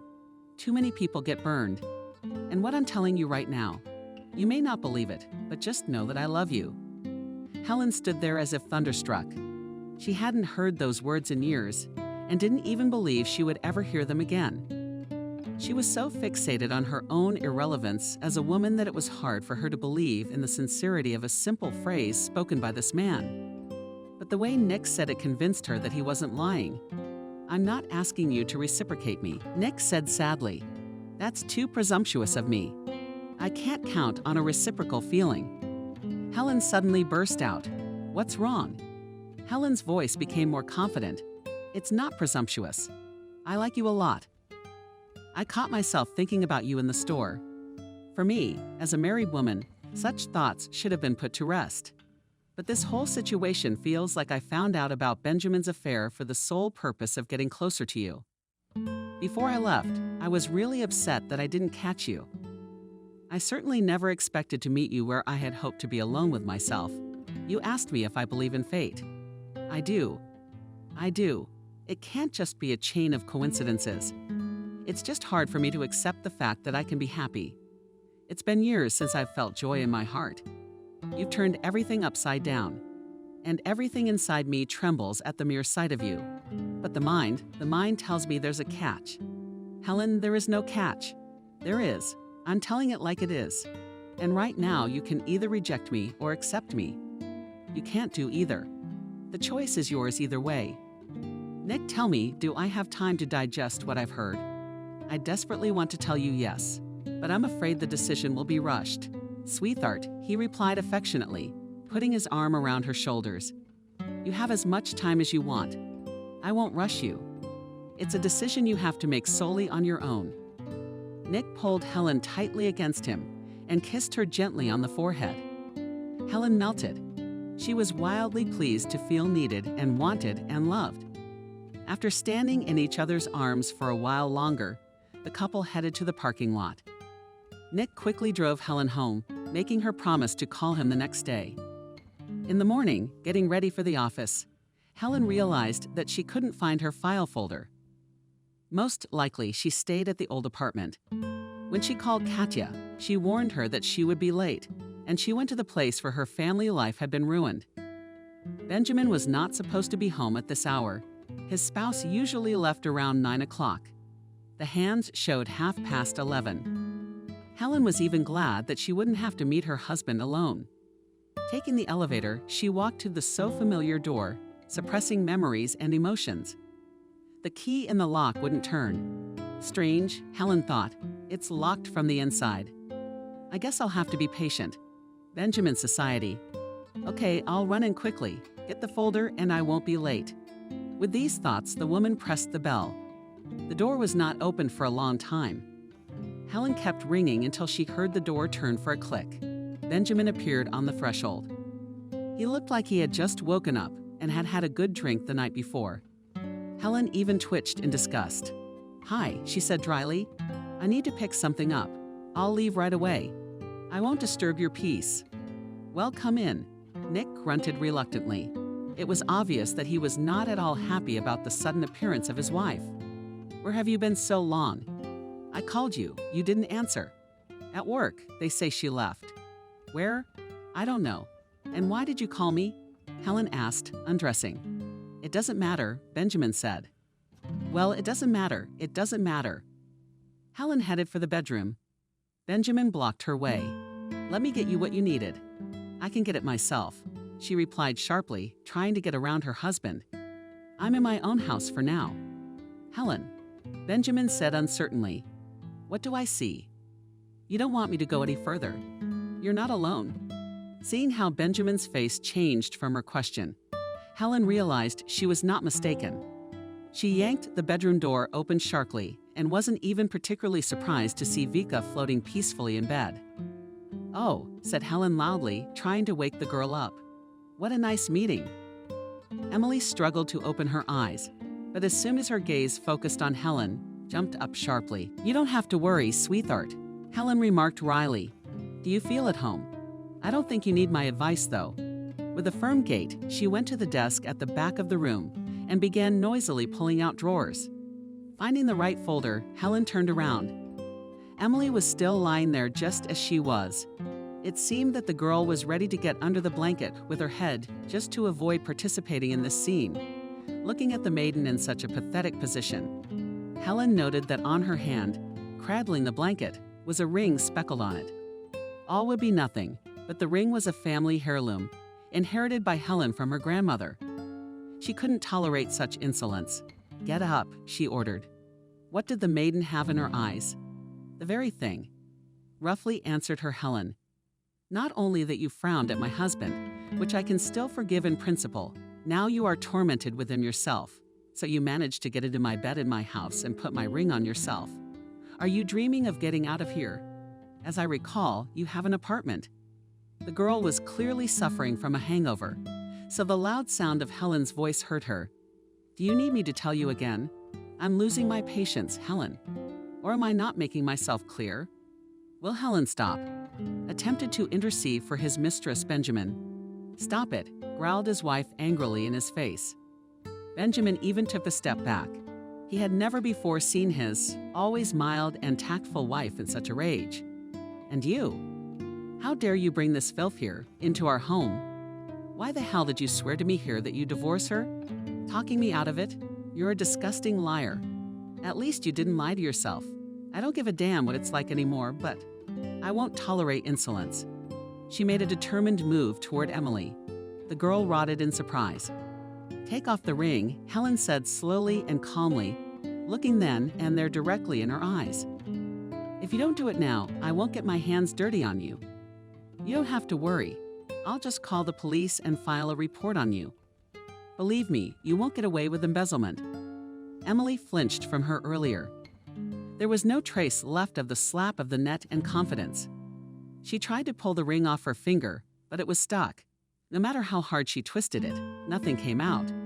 Her finger only swelled more.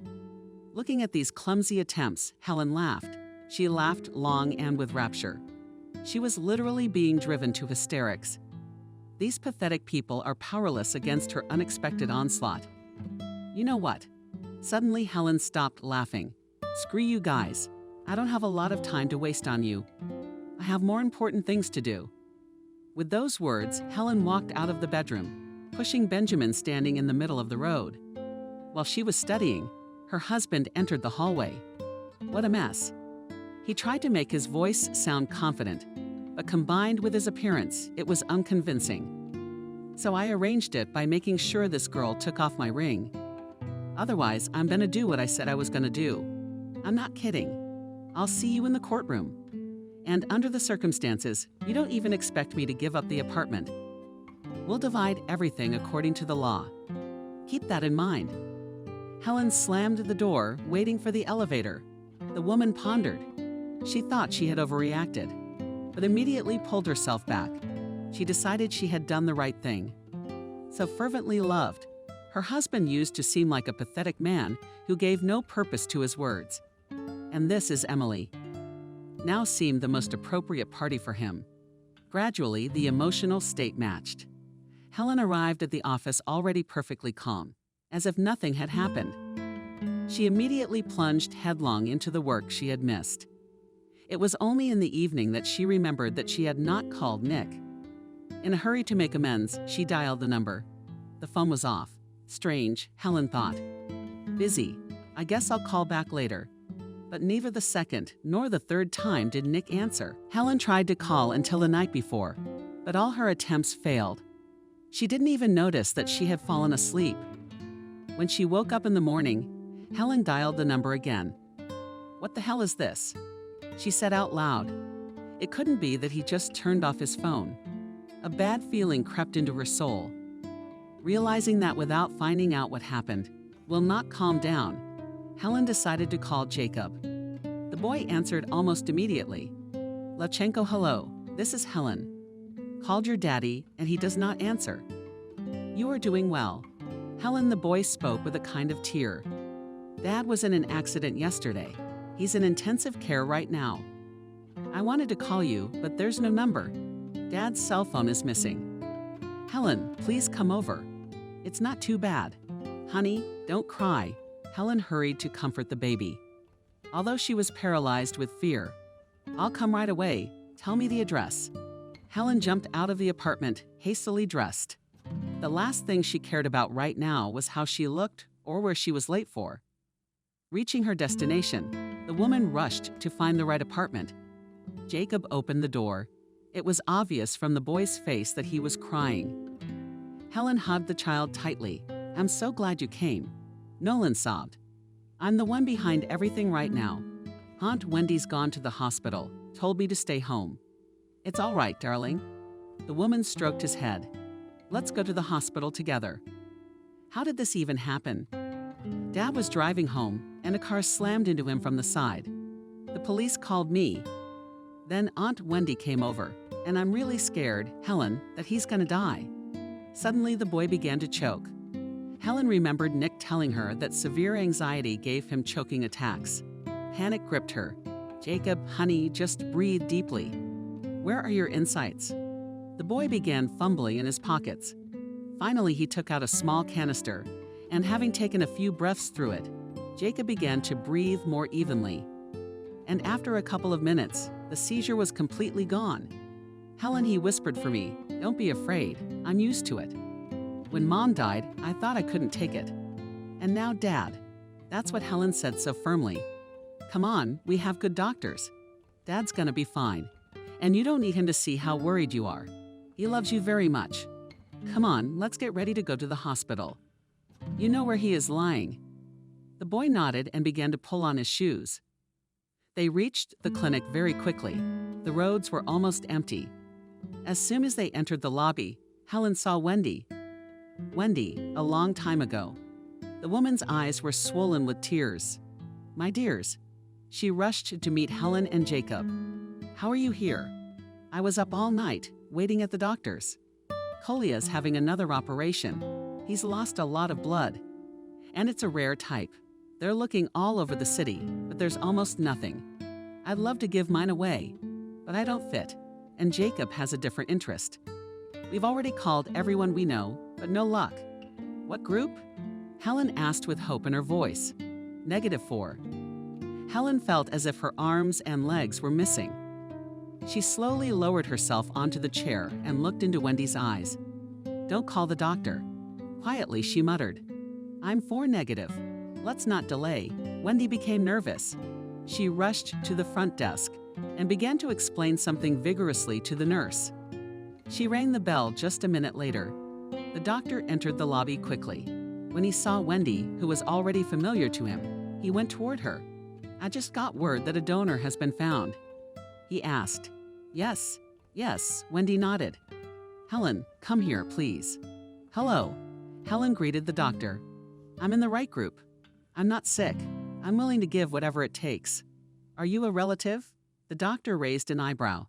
Yes, Helen answered without hesitation. She herself did not realize how it had happened. But now she felt that the person closest to her was balancing on the edge of life and death. Therefore, any delay could prove fatal. Good, nodded the doctor. Let's go to the procedure room and get you all set up. Don't worry. Nick is bleeding profusely, but with a timely transfusion, he can be saved. It's a miracle you showed up. Helen hasn't slept in 24 hours. It had been hours since the transfusion, but Nick was still in the ICU. The doctor told them all to go home. As soon as the patient's condition improved, he would let them know. But Helen flatly refused to leave. She sent Jacob and Wendy long ago in a cab, strictly instructing them not to leave each other's side until she called. They were all on edge now. Helen sat on the comfortable leather sofa and periodically fell into a dream. Every time a door opened or footsteps sounded nearby, she would startle, go to drink a bad cup of coffee, and then fall back asleep. She dreamt something terrible. Some tentacles were trying to drag Nick with them, tearing him from her arms. She was completely powerless to hold on to him. The man tried desperately not to let go of her arms and only screamed, "Helen! Helen!" Helen was quietly shaking her by the shoulder. "Doctor! Helen! Wake up!" Helen opened her eyes not immediately, realizing she was in reality. She squinted at the figure in the white coat. Helen once again repeated, "Doctor, we've moved Nick to a regular room. Everything's all right.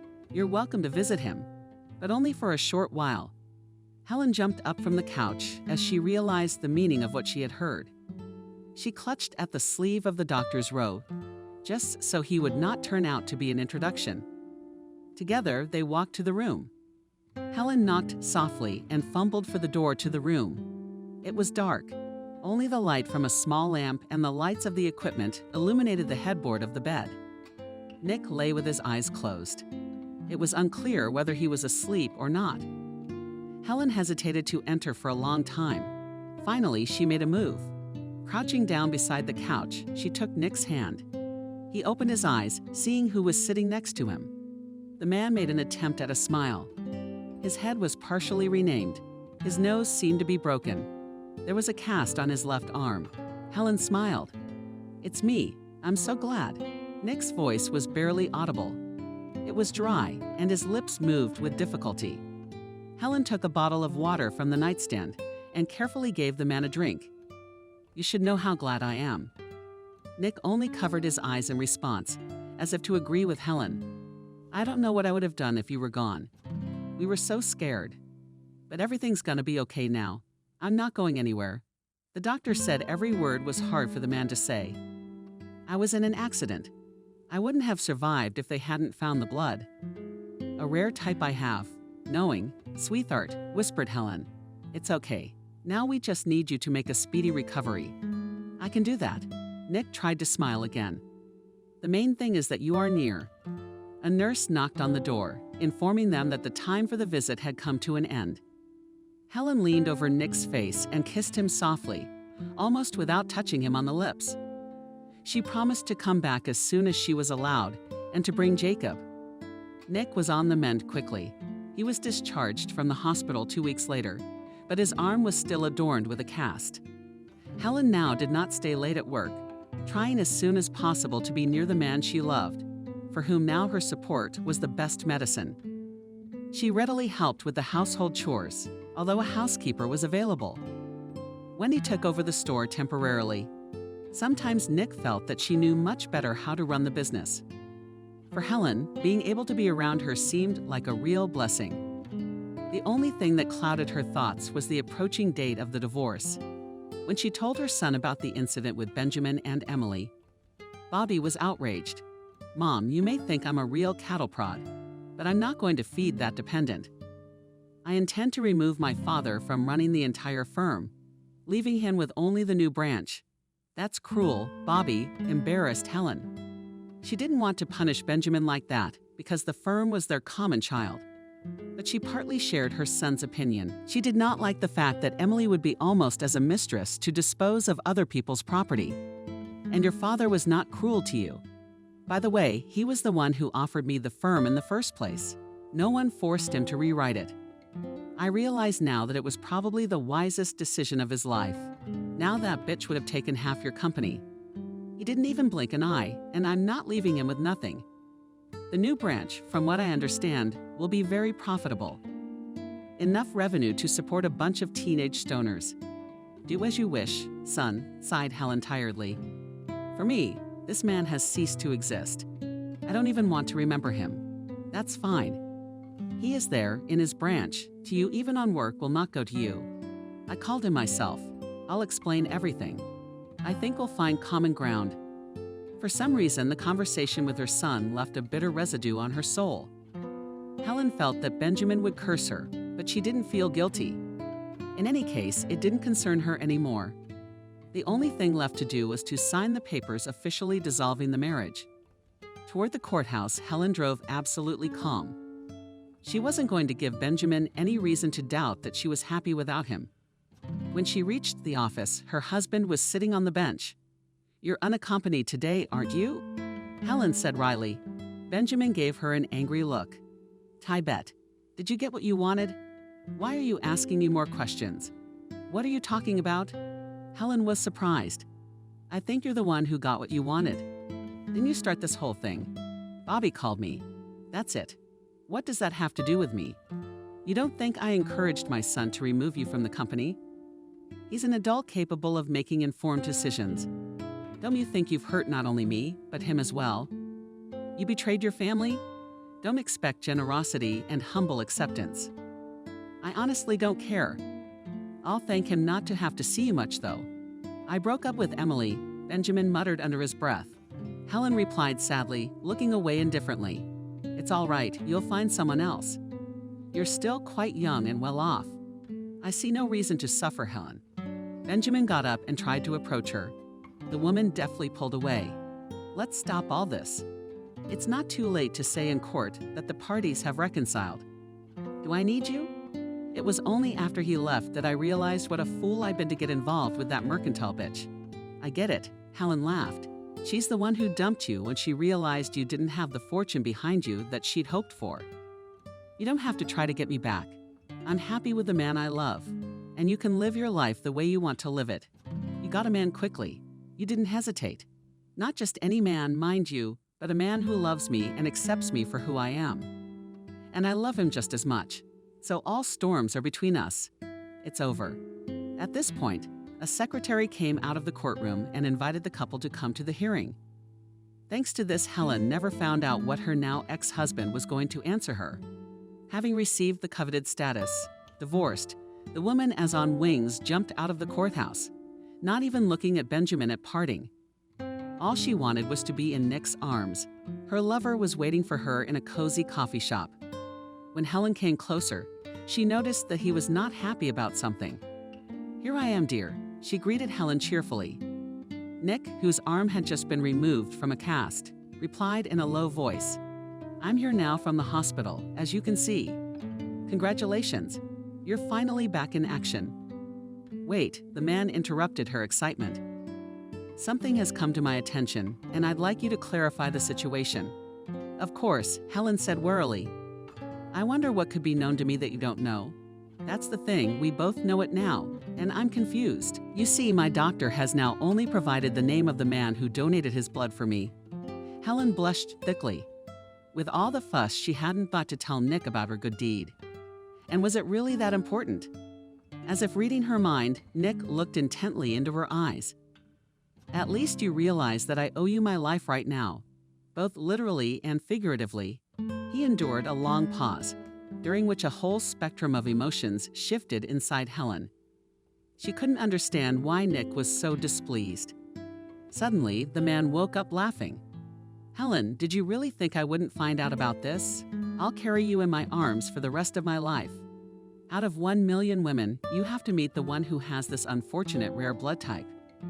If it weren't for you, I wouldn't even exist anymore. Helen smiled. Tears were flowing down her cheeks, and it was now that she realized that she had found true happiness in the face of this amazing man. Why don't you say something, my love? Say something. We're of the same blood. You and me. Helen said the famous phrase from Mowgli, which in her mind demonstrated the strongest bond between living beings.